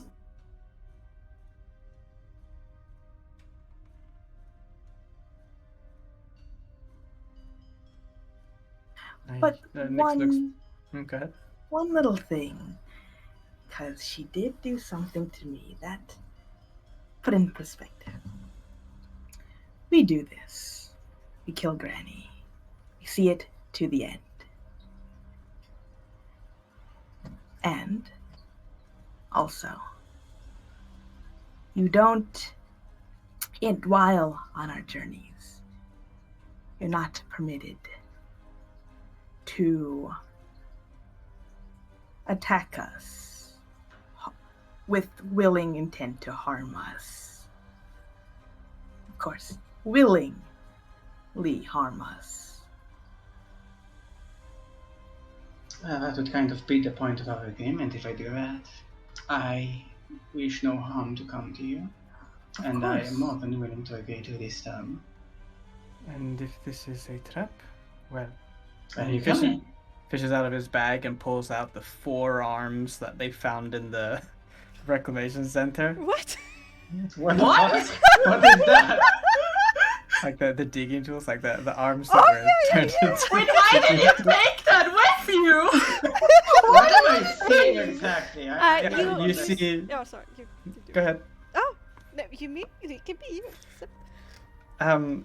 You see some human bones with like carved like shards out of them that look like they're shattered forearm bones. Turned into like a mini shovel, or what is it called? A garden tool, basically. It's called. The hoe? No. More like a pick. Like a big hoe? Like a hoe pick? Like a hoe pick, yeah. Yeah, and, one is more of a pick, and then the one is more of like a shovel. flattened on one side. He only pulls out one. He doesn't pull out both. Okay. And he just like waves it, like points it at her, and says, "I have no trouble carrying your bones in my bag." Wow, okay. Illyria's very much trying to be serious throughout this, but in this moment there's just the slightest hint of you kept this in the way she looks at Nyx before she catches herself. You can carry as much of my bones as you want, Mr. Nyx. Then we have a deal, I guess. Indeed we do. She just shows a right hand towards the shake. Nyx extends his hand, and just before he grabs it, he hesitates for a quick second. See like any final possibilities of a trick, and realizing there is none, grabs it and shakes it quite roughly, one big shake. He Trump shakes it. All right. Oh no! And with this deal struck between these two unlikely allies, we are going to go on a quick break. Woo! Oh my god, that was so dangerous. How could you? Yeah. Oh my! I was ready to just like scatter the brains. You just madman! You fucking Yeah. madman! I love it though. I love it so much. Well, am I edgy enough for you, fellas? Am I enough edgy for you? Yes! Look, you can That's never so be good. edgy enough, okay? I was burning your friend, and I had a change of heart. Sorry. Yeah. Man, you wait with that! I mean, I was. I just mean, I'm like, kind of here for that though. time to like literally new campaign, new character. Session 1, you die. Yeah. That would be amazing. Oh my god. And I was like, that's a joke character. I think Illyria. Oh man, but I that's was- okay. The I was tension. just so happy I passed that save. I mean, but when someone is truly desperate to Yeah. do something, they are willing to go for quite a lot. Yeah. Sure, Quite a of course. I think like you had Illyria when like Asphodel was like she's like really determined and she saw that determination. Whew, that's the Oh, man. tension, though. You could cut it with a knife. But Yeah, hey, girl, I was like, I'm not going to die now.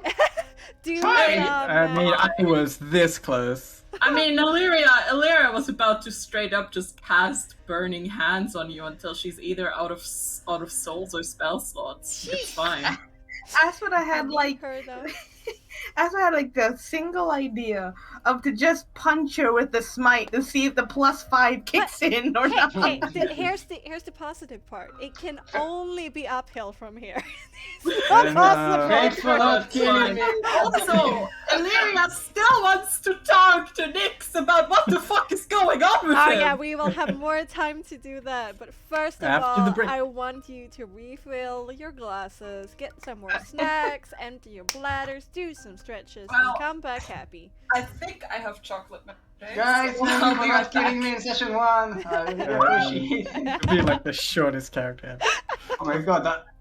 I mean, Nyx was like, I mean, I've already got my water, so I don't. Yeah, but I was gonna lose. I was halfway in the middle of messaging you, say like, would you be cool if I just straight up assassinate you, but then bring you back and then assassinate you again, and then bring you back. that's quite edgy, but sure. But on the other hand, it shows how much you love each other as a To be group, fair, I guess. Almost killing somebody's character when they're first introduced is like I mean, kind of a thing.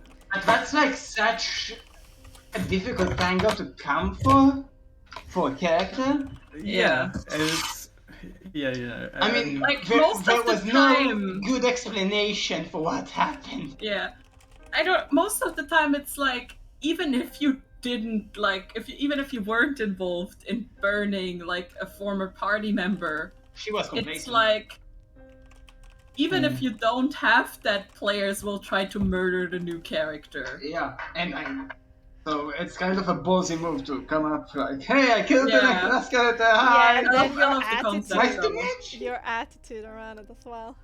Yeah, like sorry. Yeah. Oh my god. Yeah. For Sorry. The But evil then- laughter. Sure. Yeah. I mean, she's, she lived with hags all her life. She doesn't know how to. Also, I want Yeah, to I'm like so here for officially that. apologize to Aeronox if she's here. I thought she said she was back, and I went. She's not here now. ahead. Oh shit! Again. Okay, but wait. I wait until she's back. It's meant to get a snack. Make some eggs. Yeah.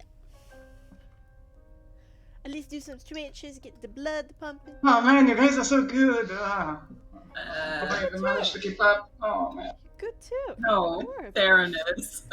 Oh, And that's Oh, all of you are. we make it. Okay. I decide. I'm the GM.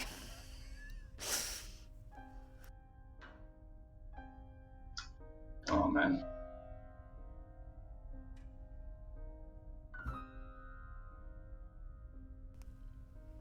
All right. Yeah. Well, heading to the vineyard still, huh? To the Velaki camp. Yeah. Right. Lucky camp first.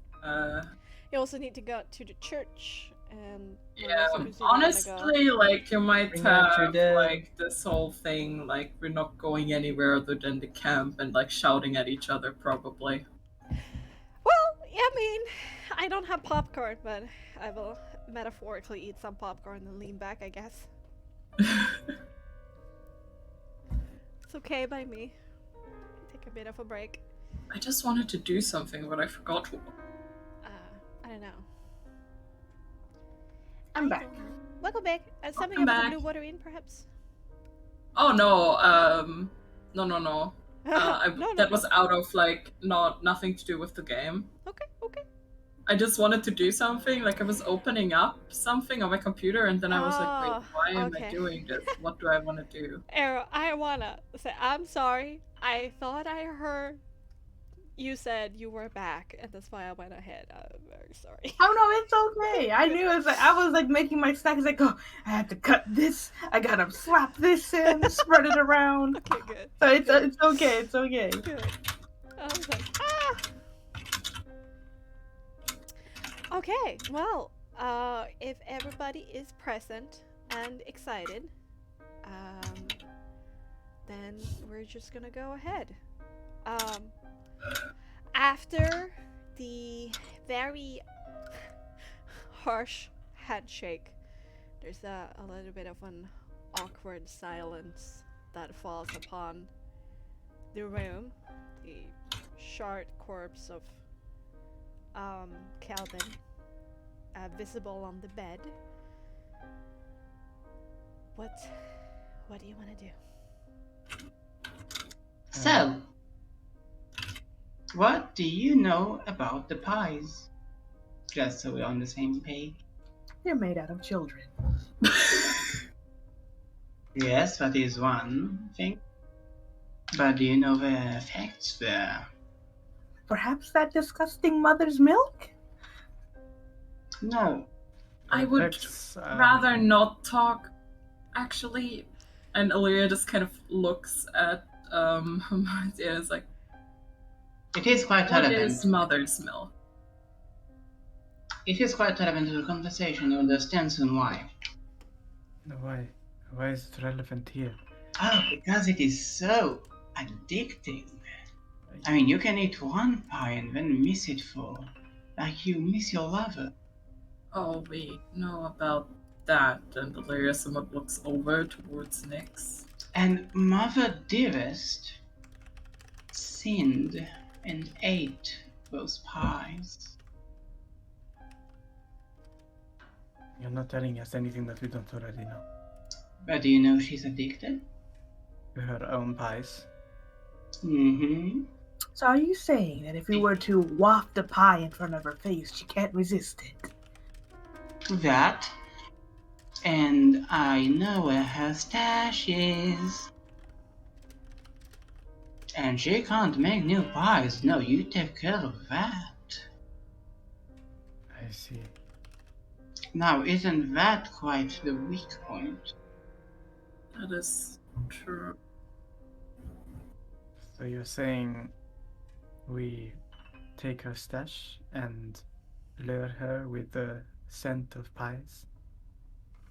Oh, I have no plan yet. We can lure her. We can take it as a ransom. We can burn it and then she'll choke on her own addiction. There are so many possibilities. One can get quite creative. How is this relevant for now? You want to hurt her, don't you? You hurt the pies, you hurt her quite bad. Fine. That is Of good course, to we know. can't still kill her, not yet. We are not powerful enough for that. I think we are all aware of this. Listen, Hermatia, Yes, I get you are excited to end the life of Mother Dearest, but we do have some priority arrangements we must take off first. You know, what with the burning of my best friend. I understand. You will do what you will have to do. I will wait patiently. We are leaving Valaki. May I Hmm? follow you at a safe distance? You will come with us, that is for sure. Do what you must to put on whatever disguise you have. Although I caution you to choose Esmeralda. She... No, I actually think that she turns into the little burger girl. I'd go with this disguise. You see, I came here like this. Whatever makes you happy. Just don't get in the way. Thank you, sir, for not spanking me in the butt for stealing your money. Oh no! Nyx kind of like growls at the frivolity, like the jovial nature in the tense time, and kind of like half shoves her to the side and goes to Calvin's body and puts the blankets over him.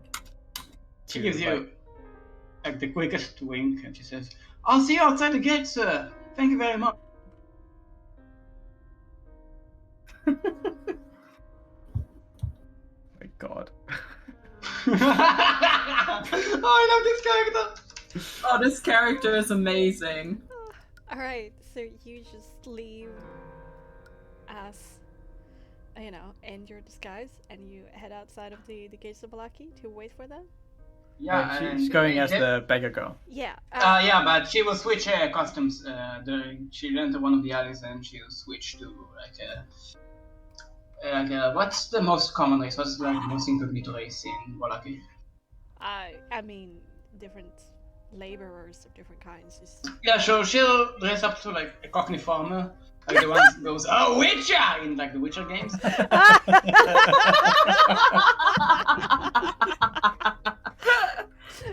So Sure, and you're able. Does anybody tell you before you leave which gate to wait outside of? There's three. Oh, several. Shit. Well, we said we're going. Well, did we say for Lucky Camp? No, we didn't say. But I mean, we can infer it, I guess. Yes. All right. I'm just making sure that this knowledge is known because there's the east, the north, and the west gate. Oh, well, there's a lot of gates. But you head out the west gate. Sure. Okay. There we go. I still have my tokens, so I can see shit. Oh yeah. I'm sorry. It's okay. And you hear her close the door, speaking to herself in this Cockney accent. You blow me. Oh man, I just done my. And she's gone. Nyx like kind of kneels next to the bed where Calvin's body is and just grips the blankets tightly, silently.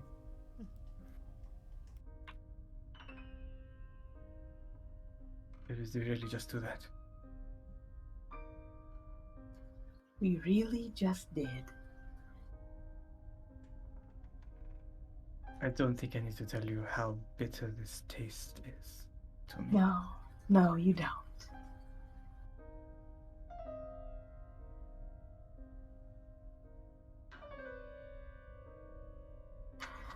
Well, There's no point in delaying much further. But we'll give you time to gather your things as for that, and anything you want from the house. Keep it down. I will try. indeed. Well, I heard wind. There was breastplate somewhere in this house. So I'm going to grab that. And that should be it. Okay. We picked up some stuff from Richten. Oh, by the way, that happened. We kind of sold Richten to Strahd. As for the blinks, what does she know about a Van Richten?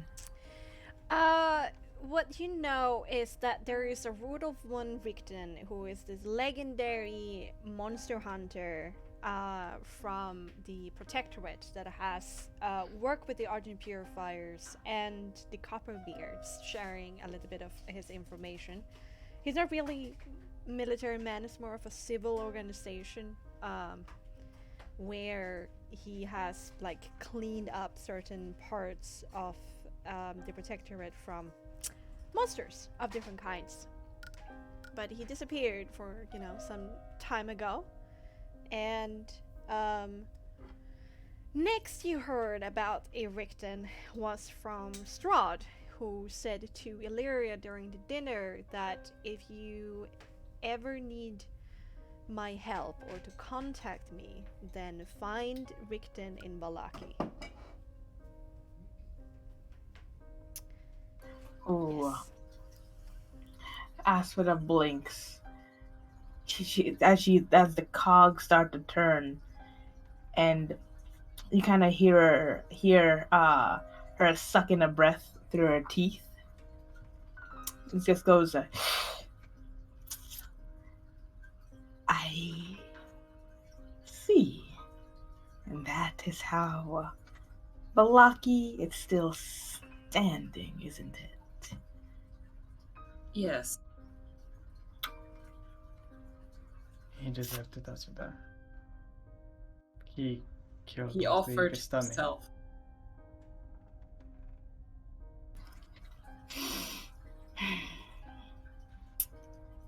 That could have been. I am going to get whatever breastplate is upstairs. I think there's just a lot of events going on right now. So we'll go back to Van Richten in that situation a different time. Huh? And she's out of this room to grab that breastplate.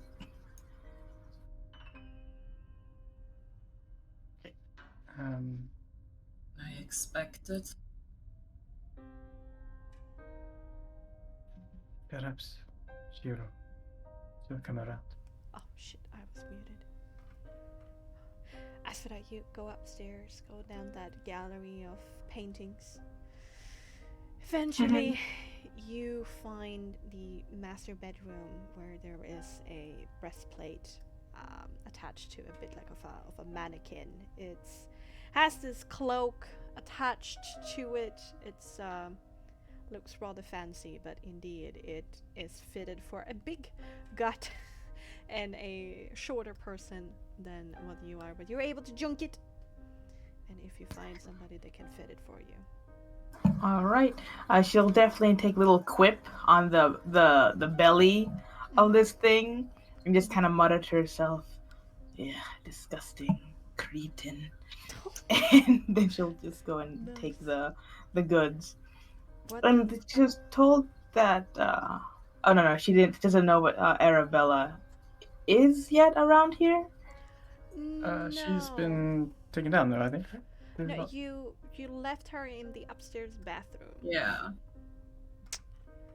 In the bathroom? Yeah. But Bathroom. Wait, who took her down out of the closet? Illyria did. Okay. I didn't really think Bex mentioned we just Put it in the for bathroom for now. But you can move her if you want to. well, we're gonna move her. Like we wrapped her in sheets and just put her Yeah, somewhere yeah, for like now. bed sheets and like wrap them up in Yeah, like a mummy Illyria. style. Okay. Illyria will probably also go and just grab her since we're getting ready to leave. But Okay. As she leaves the room, she looks towards Nyx and says, we'll have to talk about whatever is going on with you sometime soon." And then just goes and grabs Arabelle. Okay. As for that, you can take a little bit of a look upstairs if you want to, or you can just leave. Up to you. And after you find the breastplate. I mean, in your search, Asfada, you probably opened that door because you didn't know what it was. And it could have been the master bedroom. Yeah. Yeah, so on your quest for the to find the breastplate upstairs, you do step into a room with a bed, cabinet, a footlocker and then shelves upon shelves with small Arabelle dolls and a funky smell. Oh God. She immediately it does like a grossed out face, just like an ugh, Yeah. and kind of say under her breath, ugh, the depravity, and is gonna she smells that funky smelly smell, and she's gonna follow her nose. Oh. Did you already move the body, or is she currently upstairs in the bedroom, the bathroom, because you haven't moved her yet? Illyria, Nyx. I mean, Illyria went after she said that to Nyx a little bit after Asphoda left to grab the armor, so that really depends on... Then Illyria, Asphoda, you kind of meet in the gallery upstairs in that long hallway. Okay. Before the breastplate. We're jumping a little bit in time. Okay. Then in that case, if like Illyria is on her way to go in there and grab it. Mm-hmm. Okay, and she already saw the dolls in there? Yes, you have just come out of the room with the dolls, following your nose, when you see Illyria coming up the hallway as well. Coming up after you. Then in that case, Asphoda is just gonna, step out of the room and just say flatly, I assume you'll be taking her corpse down. Yes, I want to leave as soon as possible. Then I'll leave you to it. And she's gonna take her breastplate, go down, and get ready to pick up Kelvin to get out of here. And Arabelle. So we have 2 sheet-covered corpses to be placed in the cart. Yeah. And all our crap. So you have grabbed 10 rations from the pantry, basically scoured it for everything that's nice and that you want to bring. You have the 2 corpses with you and all your backpacks, and you're standing outside of the mansion together. I just realized that you put into our party inventory notes the entirety of Van Richten's loot, and that's, oh my god. Yeah. Yeah. Oh boy. Yeah. Thanks. Jesus fuck! Yup. The walking armory. Can I call dibs on the rapier? Oh yeah, go ahead. Go ahead. You're not equipping it right now. It can happen No. as you travel, as you go through everything. Oh yeah, no, I'm just looking at it. I'm like, I want to call dibs on the rapier. I mean, I think it's pretty straightforward what people would generally gravitate towards too. So, so that's cool. I think we can talk about it later though. Yeah. So I guess we're gonna skedoodle out the gates. There's a lot of skedoodle. You wanna do any roleplay after, saying goodbye to the Burgomaster's mansion, or you're like, fuck that, we're just on our way? I think we're gonna go Are on we our gonna way. stop by the Lucian? father's house? Yeah, we gotta go to Father Lucian. That's gotta be the last stop. It's Okay. Father Lucian. Is there anywhere you wanna go before the church? No. We've said everything to everyone that we need to. We've been to the inn. We've got Lottie and We haven't been to the inn yet, so actually we might want to check if they're back yet and just tell them that it is safe for now. Sure, we can do a quick stop in there. If that's what you want to say. Hey, everything's fine. False alarm. Off we go. I mean, it wasn't much of a false alarm. I mean, I guess, but still, keep your eyes open. Yeah. All right. Yeah, I think. Go. You need to go there anyway to pick up your 2 wagons True. and your 2 horses. Yes. Yeah, and Asphodel has another horse that she just stole. It's hers now. Yes, you find Danica, Irvin. They're taking off boards from the windows and like doors and like the weak points of the tavern. Currently, they're still closed because of this work, and you can basically hear from afar Danica's teasing of Irvin. Yeah. Have a We want to- rapport going.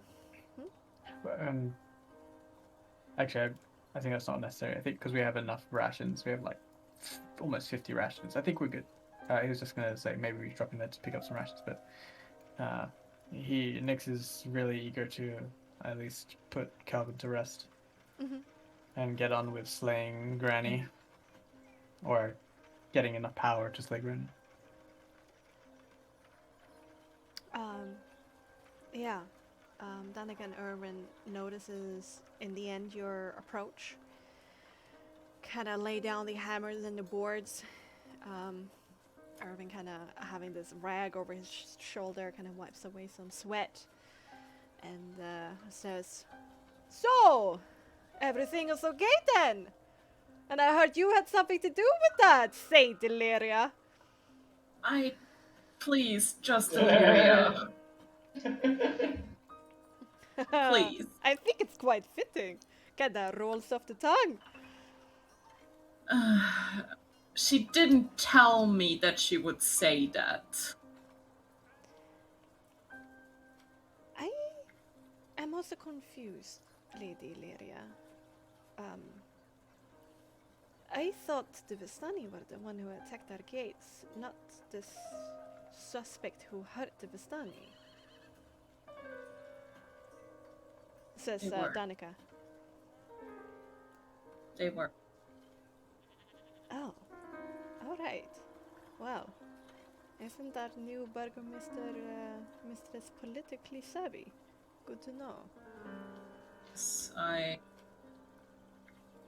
Anyway, I don't like that she said that, but it was a smart move.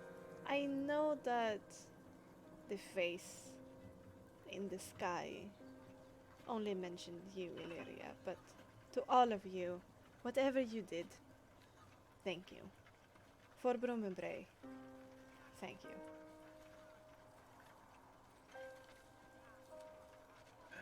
Any chance you've heard back from your ravens regarding Victor? Last thing we heard, he's still traveling east, but he has passed the crossroads now of the castle and is traveling towards the village, as you thought. I haven't gotten back my raven yet who sent that message to Burgomaster Ismark. So I don't know yet, but probably considering their friendship. I have also heard that his mother is traveling after him. Or at least I see. soon. So, I'm sorry, but we do not have any food yet. But if you're hungry, I can go and make some quick lunch for you. Of course. A little early. To be honest. It is basically lunchtime now. I don't know. Oh, yeah. We just wanted to check up on you before we leave. Oh, before you leave. Your heading towards his miserable father, Davian?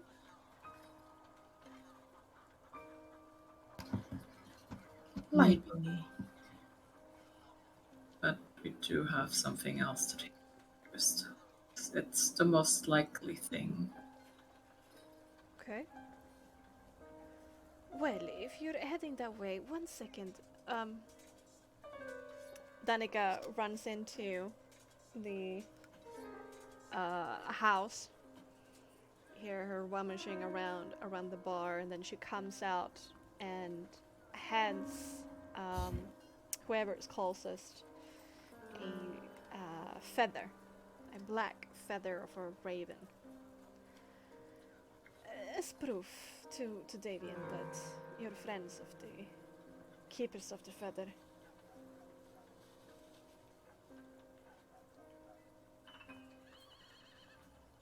Thank you. And you know, we do have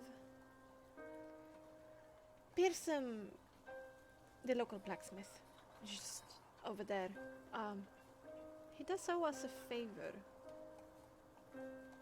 If you want any of your weapons silvered, then say that Danica and Irvin sent you.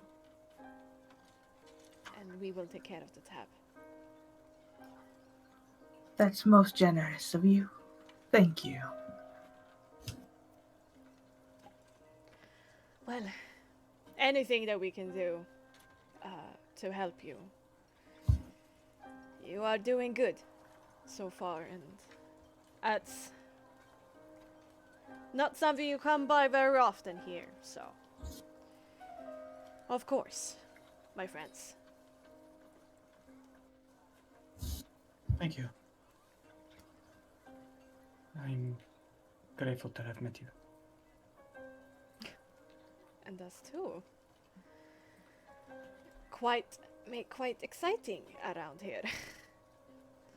Hopefully it will have a happy ending, though, but I wish you all the luck in the world. And I will make sure to have a raven nearby. Goodbye. Stay safe. Safe travels, of course. And Irvin gets a little bit emotional. They're like, oh, I want a hug. Come here. Nah, Nick's like just turns and walks out. It's like both as like a non-committal, but also he really doesn't want to be touched. Alright. He accepts it. Valeria hugs him. Oh, it's like this, a little bit of a crushing hug, and it lifts you up from the ground, and like, oh, I'm gonna miss you guys. Asphodel will accept it as well. Yeah, he won't lift you. It's just a strong Himself a hug. hernia.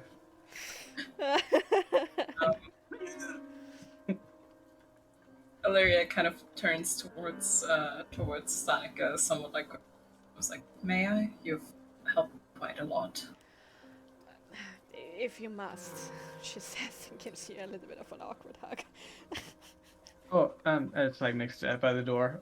Before we forget, we acquired another cart, so feel free to keep the one we came in. Oh, so that's what. Oh, all right. I wonder where that thing came from. Also, Rictavia probably won't be coming back. I was just about to say that, because that wagon reminds me of Rictavia's. Where is he? He hasn't paid his tab. What is his tab? Well, it's only alcohol, which he has had quite a lot of. Let's see, 2 GP and 5 silver.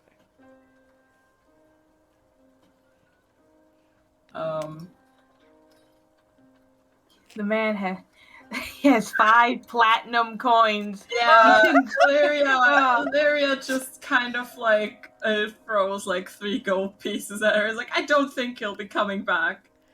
Oh, most generous. Thank you for the tip. Well, whatever he is, I hope he's more happy than he were with us.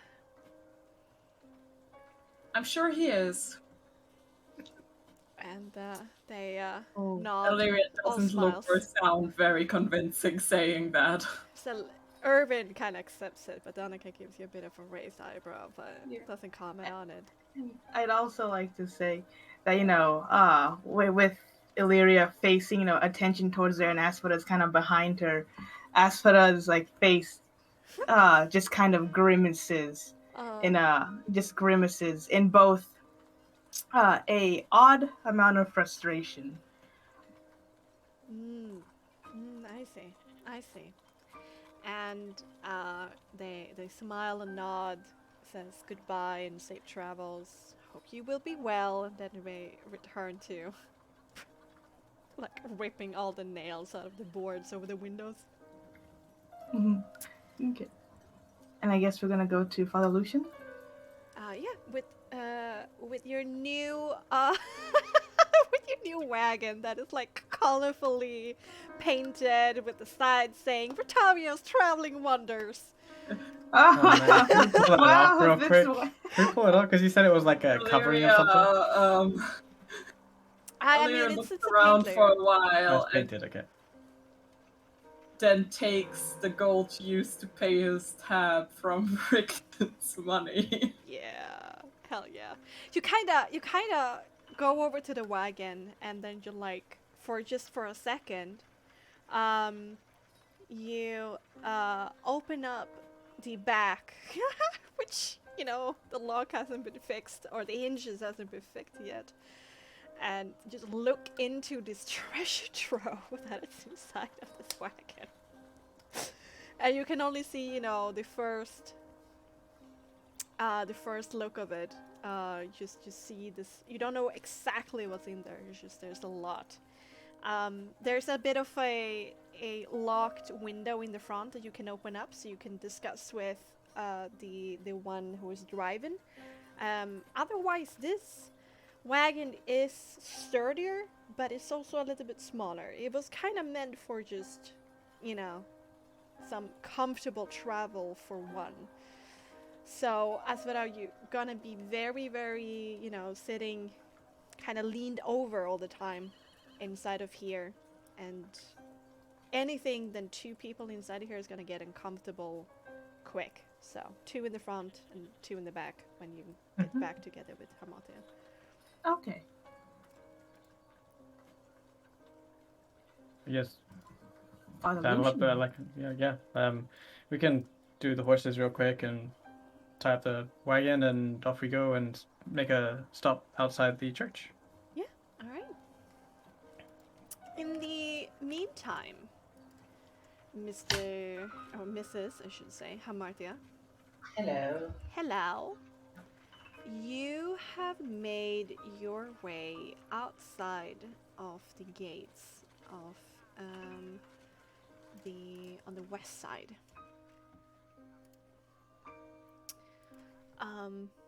There are some houses here. Some people living outside of the gates, but there's only a few. Most people want to cram themselves into the safety of the walls. But Anya. Anya has her shop right here, and you have time to spend. Yeah, is it a general shop? Is it mine? No, Anya, got her alchemist shop Yeah. here. Third Eye, sundries and poultries. Or you can just, find yourself a comfortable place and sit down and wait. Up to you.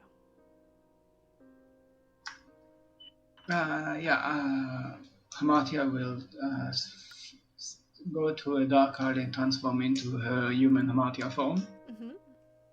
And she will enter Anya's. Okay. Hello there. You knock on the door to Anya's. Usually, her shop is open most hours, but now her house is actually cold and empty. There's no light in the windows, there's no fireplace roaring in her personal parts of her abode. No sight of her in her garden in the backside, but there is a curious lack of mushroom back there. Hmm. And it looks like the back door has been tampered with. It's there are some scratch marks on the lock. Out of my robes, a little purple moth will come around. I say, "Hey, so how are you doing, best buddy?" Saul kind of stretches his or her.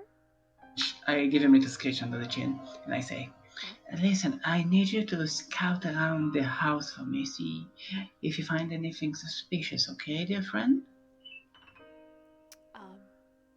Saul kind of scratches their antenna against each other. And, Thank you, little buddy. Now, in Sylvan, go. Alright. And Saul starts flying. You go into that. You're gonna see through the eyes of your familiar? Yeah. Yeah, alright. Stand there. Oh man, I know focus. familiars.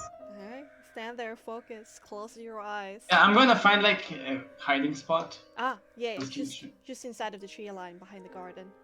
Yeah, so you know, I You can don't still get see don't the get napped. Mhm. And you're transported into that that interesting sight that you can see through Soul, where you get basically a prismatic view of the world. And Soul finds their way through a crack, squeezes it's completely dark and a little bit scary first, but makes it into this hallway where there's a bunch of crates and sacks and barrels and stuff like that. And then there's two doors at the end of this hallway, one leading to the private quarters of Anya and one leading to the shop area. Is there any sign of a struggle? Anything seems out of the ordinary? No, but you do notice that the hallways is basically where she like throws her extra stock and, you know, perhaps a bag of apples or a bag of onions. It's quite few stuff back here than what you're used to seeing. I try to enter the bedroom. Right, fly into her Like like so. personal abode, which is just basically this big room which has a fireplace and a bed and cabinets and things like that. And you have been in here before because Anya has invited you. She has packed some stuff. There are things missing here. Her essentials, they're gone. Anything else out of the ordinary? Blood? Do I smell anything? Make a perception check. With advantage because soul is smelly, smelly. Yeah, if for the smell check, do that So, advantage for yeah, little Soul. little And- soul. Can I show you them the picture of Soul? Or should Yeah. Show them the picture. That's fine. I love this. He's a moth. Yeah. Tiny. He's a nice little moth. You know, I've been thinking about getting Illyria either a bat or a raven familiar. Yeah, but yeah. So roll with advantage for little Soul. Yeah, an 8 and a 2, so 9. 9. 9. No. It smells a little bit dusty in here, perhaps. There's also no scent of, burning wood. Like the fireplace might have been dry for some time. I see. I whisper into Ventus. Can I command soul? Yeah, you can cancel. You can communicate Yeah, I with each other whisper. telepathically. Yeah, I say to him, "Come back to me, please." Okay, I'll come back. Thank you, little buddy.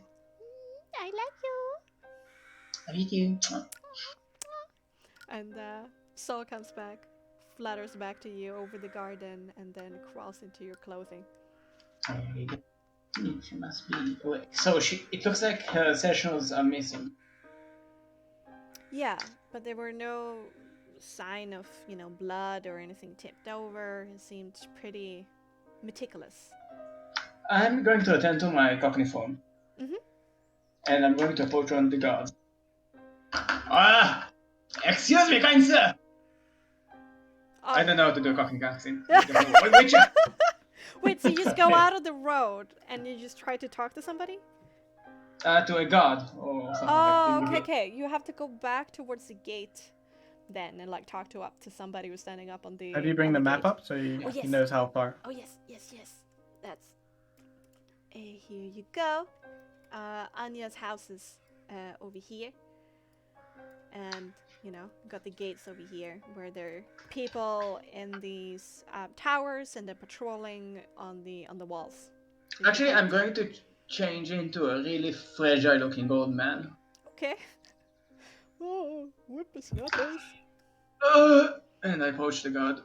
Uh-huh. Hello. Sir, I can't really hear you down there. Can you try to speak up? What? Give me a moment. Can you try to speak up, please, sir? Yes. Thank you. Kind of high up here. What can I do to you? For you. Not do to you. Yes, I am missing my back pain ointment from Anya's. Do you know where she is? My back hurts.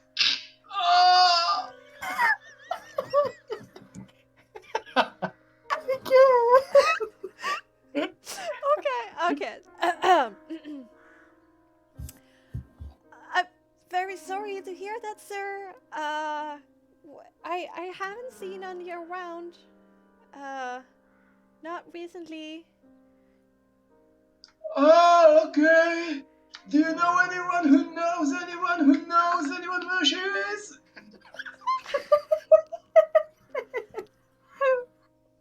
Well, she does look like a Vistani, so perhaps go and ask them? Oh, yeah. Why did I think of that? Thank you, kind sir.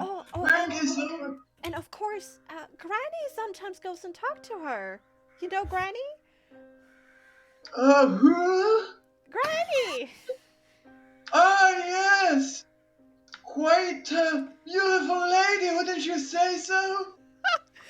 I'm definitely going to ship this, sir. Thank you, kind sir. You take care. Perhaps you have a daughter or a son or a granddaughter or a grandson somewhere that can help you. Perhaps you should get a crutch. No, they're all ungrateful pipsqueaks. Always after my lucky charms. I mean, if you want to, you and I can together go and give them a visit, and perhaps just my presence can intimidate them just to make sure they take care of you better. Don't worry about it. They're away. Off. Okay. On a hunting trip.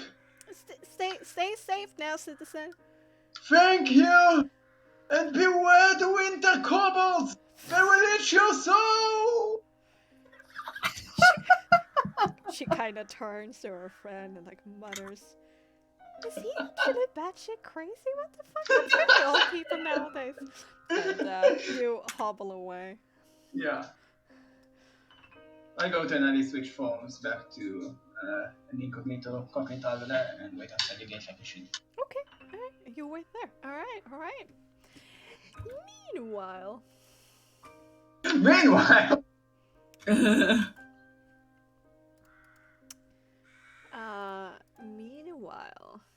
let's get that normal church music going that I like so much. Alright, you have taken your wagon and your new horses kind of made yourself comfortable. There's some strange looks looking at this wagon going through the town, but you're unaccosted. And you basically park in front of the church. Had to ask some children to like step out of the way as they're there doing their normal begging now. Things have kind of returned to normal. But the church doors are still like half open and there seems to be still a lot of activity inside, but it's not as crazy as it used to be. Asphoda is gonna stroll in there to find Father Lucian. Alright. Okay. There he is on his altar. Inside, there's still quite a lot of the benches who's been taken by people who are wounded, but there's no one that seems to be like in an immediate I am dying kind of situation. And there seems to be a lot of empty spaces now of people being moved to other places or have been able to come home. Mm-hmm. And there's a bit more of a stillness that have settled over the church. Is more the silence of respect for those wounded who are sleeping and resting. There's one of these priest apprentices who is kneeling beside somebody who's really hurt and kind of feeding them soup, whispering encouragingly to them to continue eating. And you can see Lucian is kind of standing with one of his apprentices and talking to a man, and they're like checking how movable his shoulder is, doing this very light massaging maneuvers and trying to bring life into what seemed to have perhaps been a destroyed shoulder of some sort. And he sees you and gives you a quick smile, ends the conversation, and lets his apprentice take over and meets you in the middle aisle. There's gigantic dark rings underneath his eyes, and he's kind of like has to catch himself. He's about to topple over on one of the pews, steadies himself and continues over to you. Asphoda, very nice to see you. I know how close you are with the children, and I've sent out people to try and find them. She holds up a hand to have him pause. I know where they are. Oh, you do? That's great. Can you... Whew. Oh, okay. It kind of takes a moment. Kind of touches himself over the chest. Huge relief in his body, like he was like tensed up like a coiled spring. Oh, that's very good. I told them to not go off running, but perhaps they got scared. I should have kept a closer I took eye. them. What? Oh man. What are you telling me? Why? She gestures to him to sit down. He looks too tired to stand. He kind of stops you from like doing anything. Like holds up a hand. Like hold on. Don't order me around. You did what? I took them. You took. You did know that I was just filing papers to personally adopt Felix. They are my children. You took them? Yes. And you can get them back just as safely. Now. Where are they? And she looks around to make sure only Father Lucian can listen, can hear this. And she kind of cranes her neck downwards to whisper in his ear, "In the fishing village across the lake, safely with Gilly and Lottie." What? That's good, but it's besides the point. Why didn't I know I haven't been the most? You should have told me. You were in a panic. You're everywhere.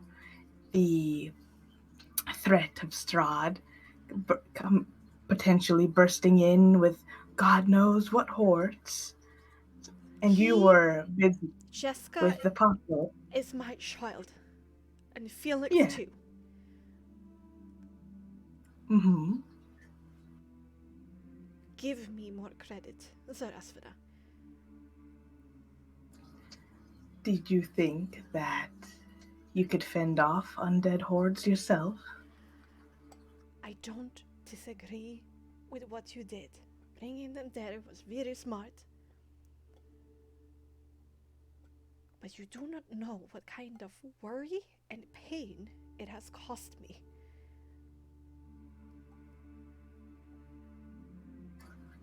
Oh yes, I can only imagine.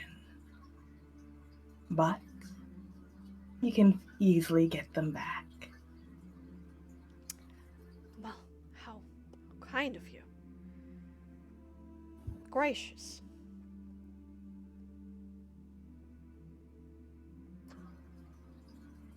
If that's what you think. Honestly, I think it's a bit crude.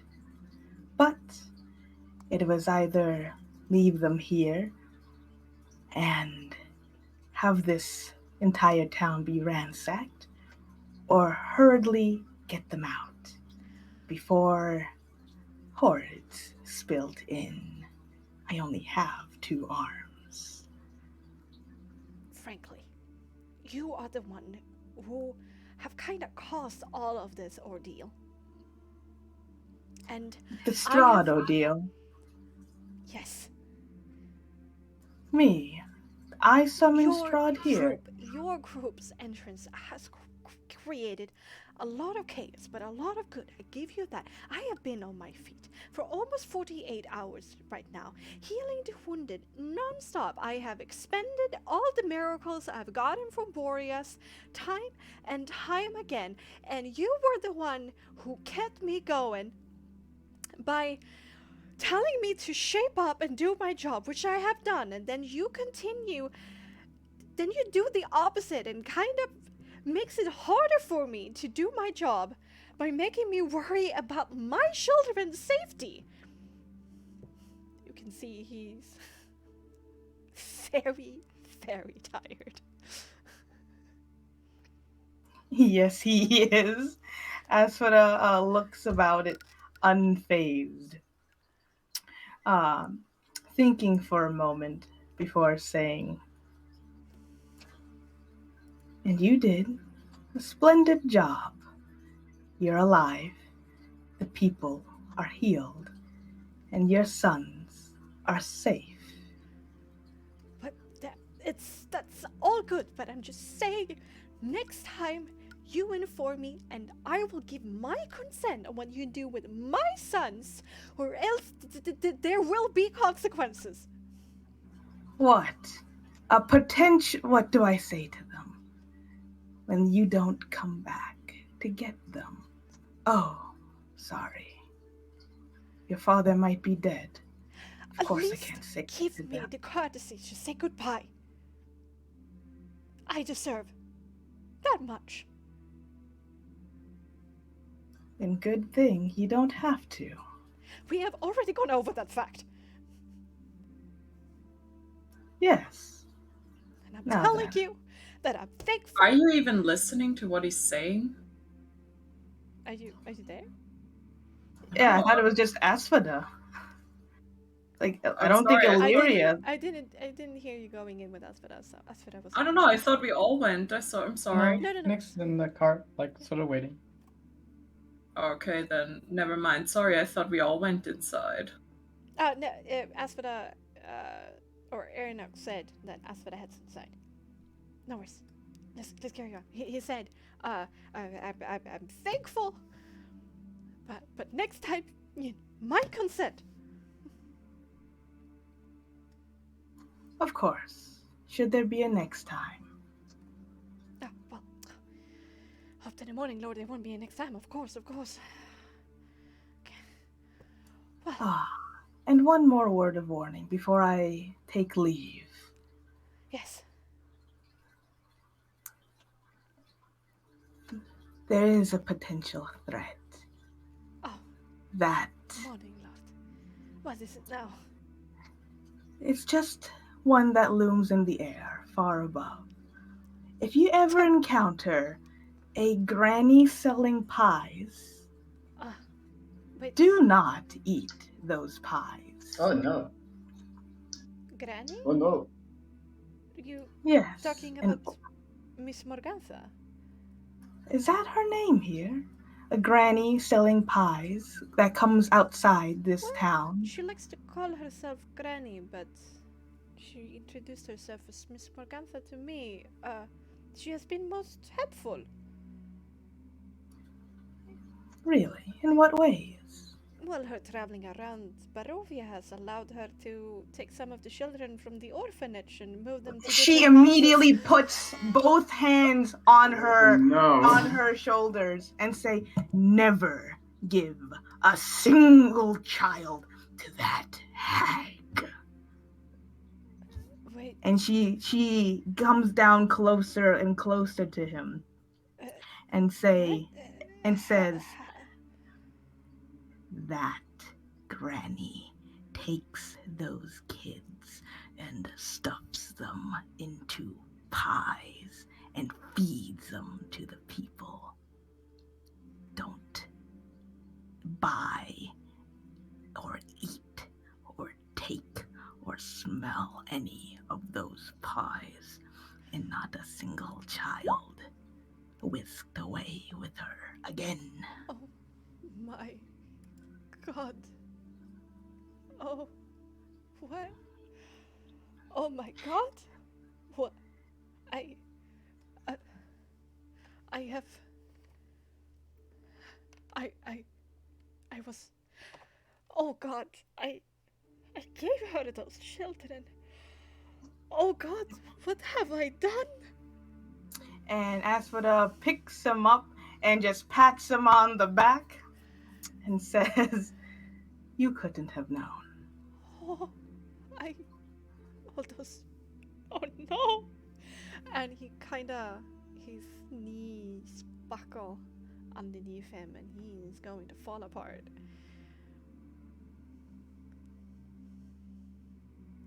She sets him on the pew and just pats him on the back. And he starts to like sob to himself and like chanting over again, like, what have I done? And one of the apprentices kind of break away from feeding this hand feeding one of those wounded Barovians and kind of go over and pats him in the back and like, it's everything fine? What's happening? Are you okay, father?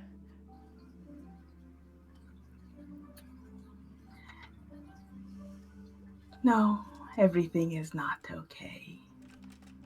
He just learned an awful truth.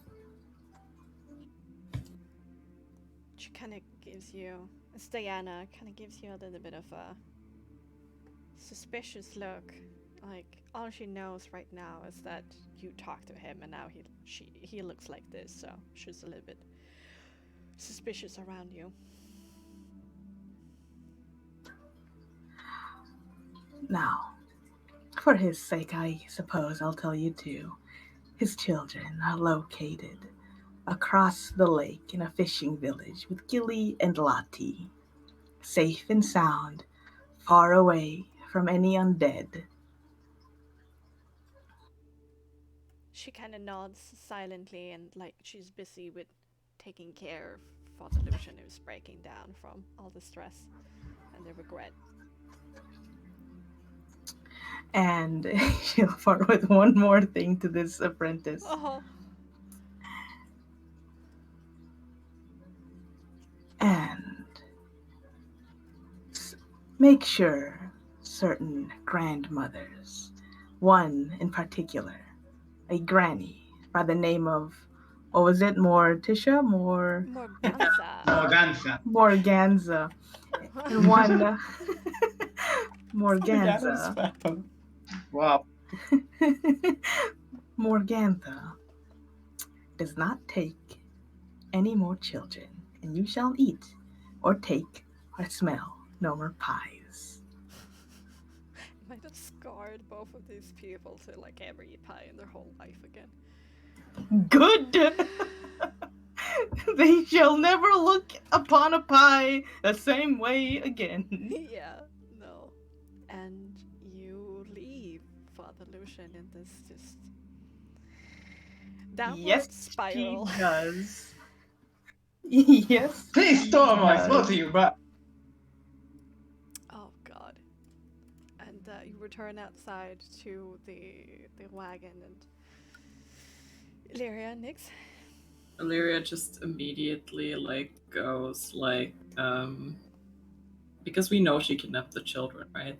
Yeah. Yeah. So Illyria just immediately goes how did he take the fact that you just took his child? Not well, like any other parent. It's understandable that he would be upset.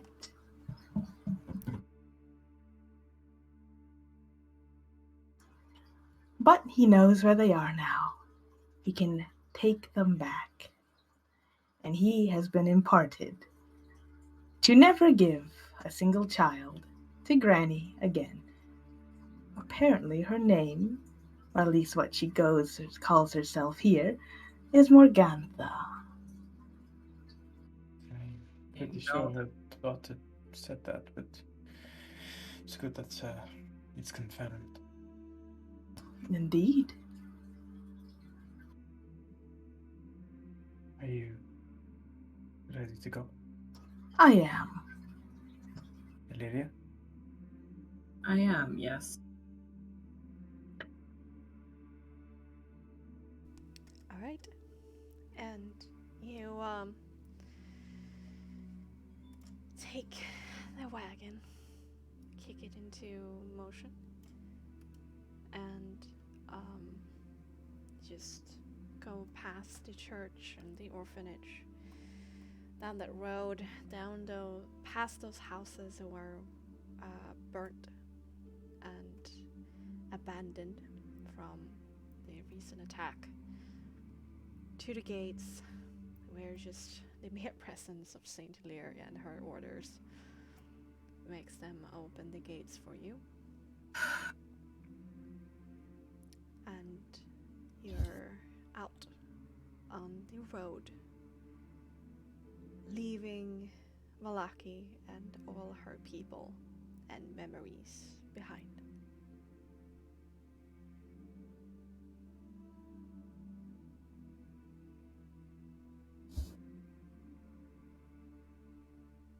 Continue along the road. Looking out for Martha? yeah. No. You see. Hamartia? Hamartia. Yeah, Hamatia, yeah. Are we gonna Change see her? your name in Roll20 so we can. Ah, Yeah, shit! Yeah. Ah, Are we yeah. gonna? I can't wait to see Hamartia going to the Vallaki camp with a cane with a bad back. It doesn't have to be an old man. Yeah. You see an old man getting you. Hey, Nova! Hello, Timer. Have you seen a young girl around here? Oh, I don't know. Maybe. She turns into a human form. Hi. Nyx barely slows the cart down and says, "It's open in the back. Jump in." Thank you very much, my friend. So, who's in the back and who's in the front? 2 and 2. I don't know. think Illyria maybe in the back. Yeah, I think Asphodel would be the front. Kinda needs Or to on be her left. horse.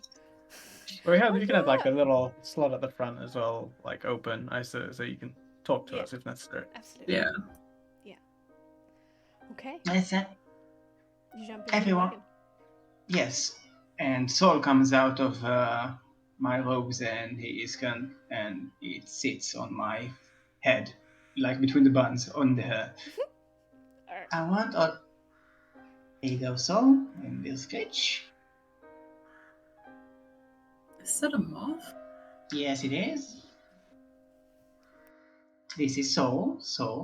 This is Lady Saint Elia. Please say hello. Can't Nice say. to meet you, so Yes. Would you like to give him a little pet, a little scratch, maybe? sure. Okay, so go on. Lyria just carefully tries to pet the moth. Kinda pretty like shyly. Flies over to you, like hovers over your hand a bit, and then like lands, looks up to you with his large black eyes. Do you like pets, Elia? I mean, not that great with animals. Is Illyria familiar with, like, the concept of familiars? That sounds weird.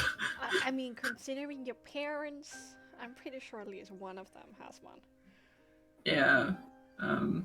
Lyria is like seeing how she talks with this moth is like familiar. Indeed. Good eye. Well, I mean, I've never seen a trained moth before. That's true enough. That's why most of the time he's in my rooms. But you will learn quite soon that he can be quite gentle. He's the best moth ever.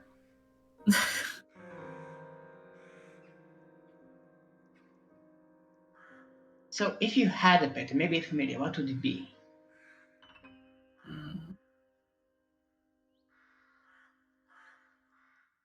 I think I like ravens. Ooh, dark. Maybe. On cue, it's like a raven.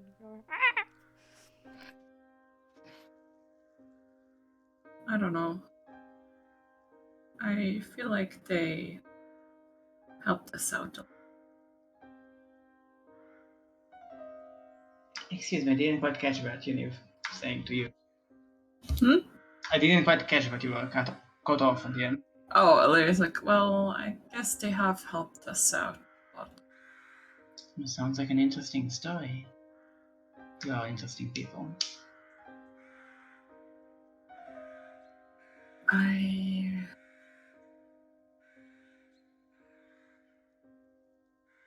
I don't think I can just go ahead and tell you about our travels now. Ah, of course not. I did not expect you to. She eyes you very curiously. But I am quite curious about a lot of things. About what you people from the outside see. The sun. No, and you don't, all of us who live it never actually seen it. We have no idea what it is like to feel her warmth on our skin. And yet you do. You've been blessed by you not being born here. And I think you should count that blessing. Well,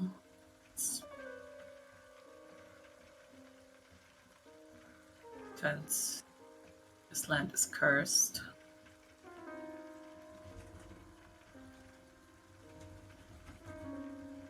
But maybe you'll get to feel the sun one day.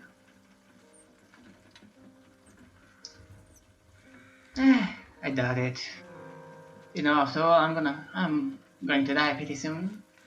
No point in hoping. I guess. So, what do you know about this land? Not much, to be honest. I lived in my home with my air quotes family all the time, and let's just say that if Mother Dearest has a favorite, it's certainly not me. I was more of a servant than an actual child, but you know, I did with what I had, and I didn't learn a lot. I'm afraid that my knowledge is not as good as Nix's, probably. Can't really offer you that much in that perspective, in that aspect of things. What can you do? Oh, I am quite proficient in the art of deception. Quite proficient in the art of manipulation and dominance.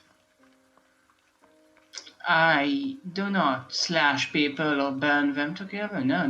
I break them.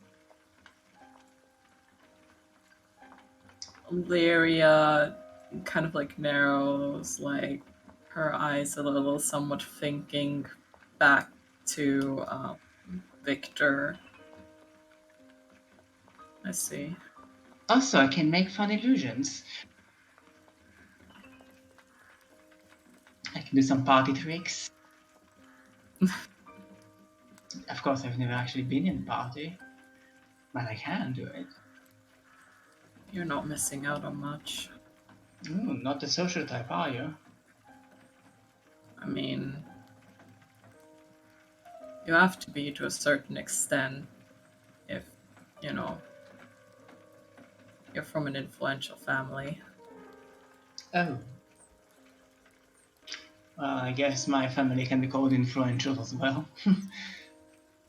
In all of the wrong ways. Yeah, I mean, of course.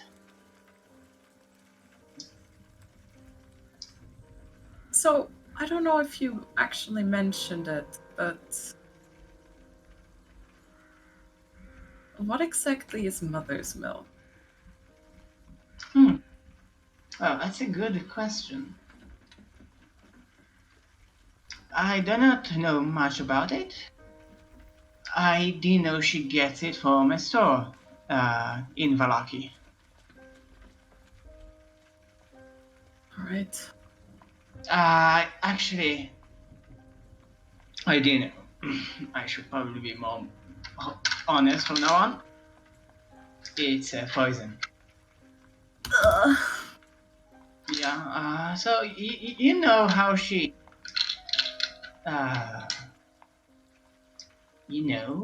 cooks, bakes, whatever you want to call that.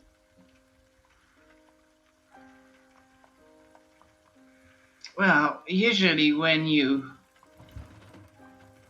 kill cattle, you don't want to spoil the flesh. As you probably know or do not know.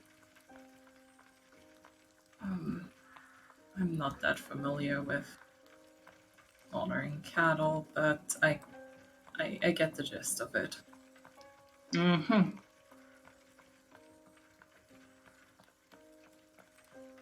And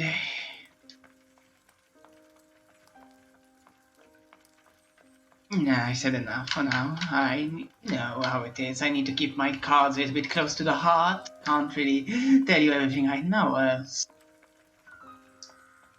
Well, what will you do to me?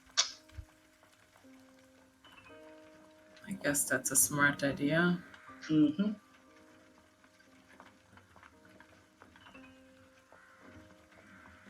How much of that stuff is deadly? Hmm? I don't think I know that, DM. Drinking a full dose for an adult is very debilitating, but for like a small child, oof. Yeah. How many herbs does it take to kill a children? A child, come on. Yeah, it's basically enough to kill a little child, but for an adult, it's just very, very poisonous. You don't need a lot to ensure fatality. For children, I hope. That's something I never thought I'd say. Are you familiar with it?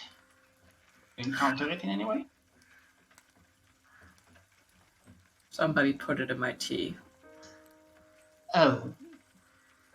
Well, you'd get quiet bamboozled from that. I did this.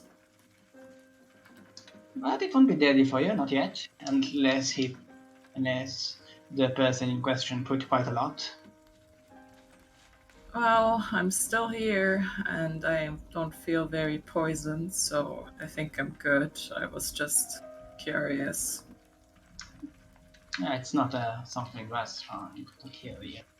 At least you're here. Able to fulfill your purpose, whatever that may be.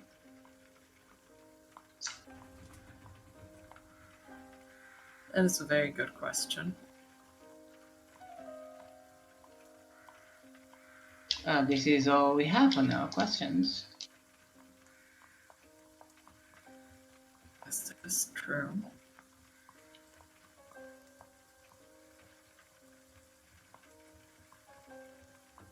How do you feel about Strahd?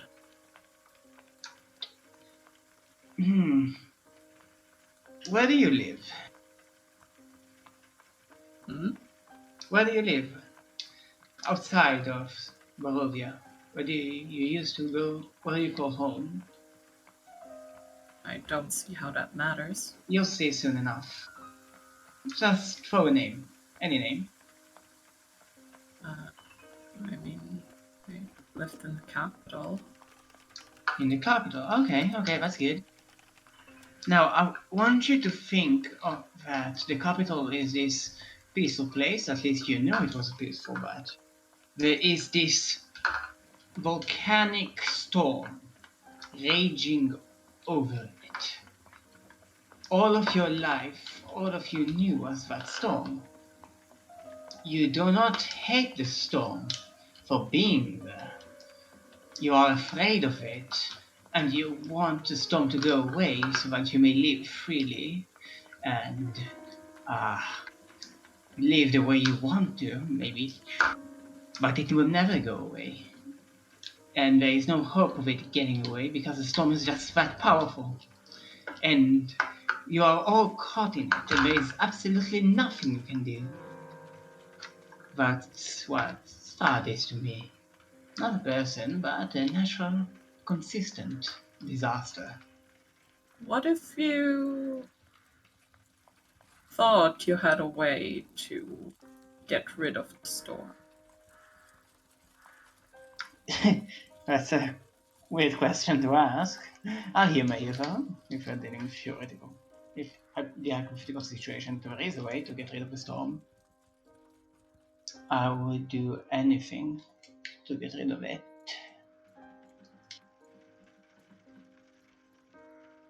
Lyria just kind of like looks at you for a moment, not really saying anything, before slowly nodding.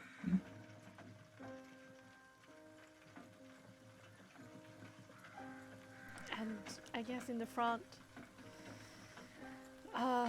you just had a ear towards the conversation side of the wagon.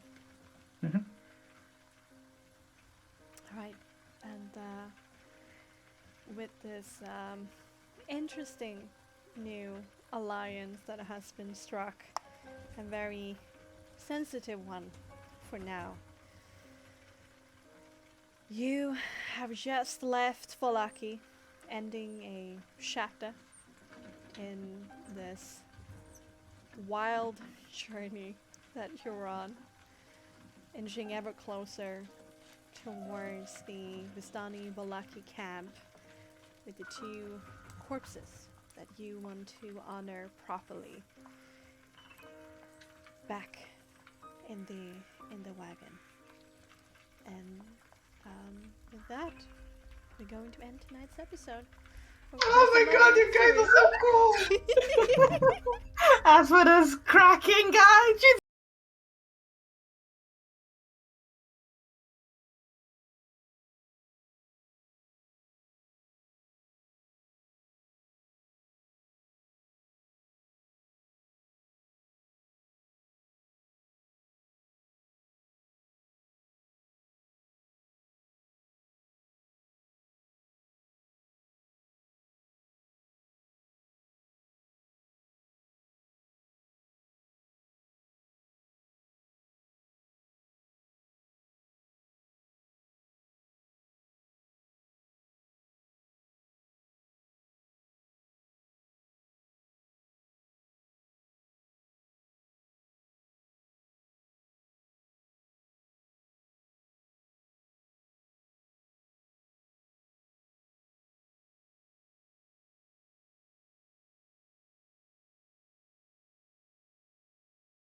Cracking! Wow, God, I really. Oh, that was good. that's so good.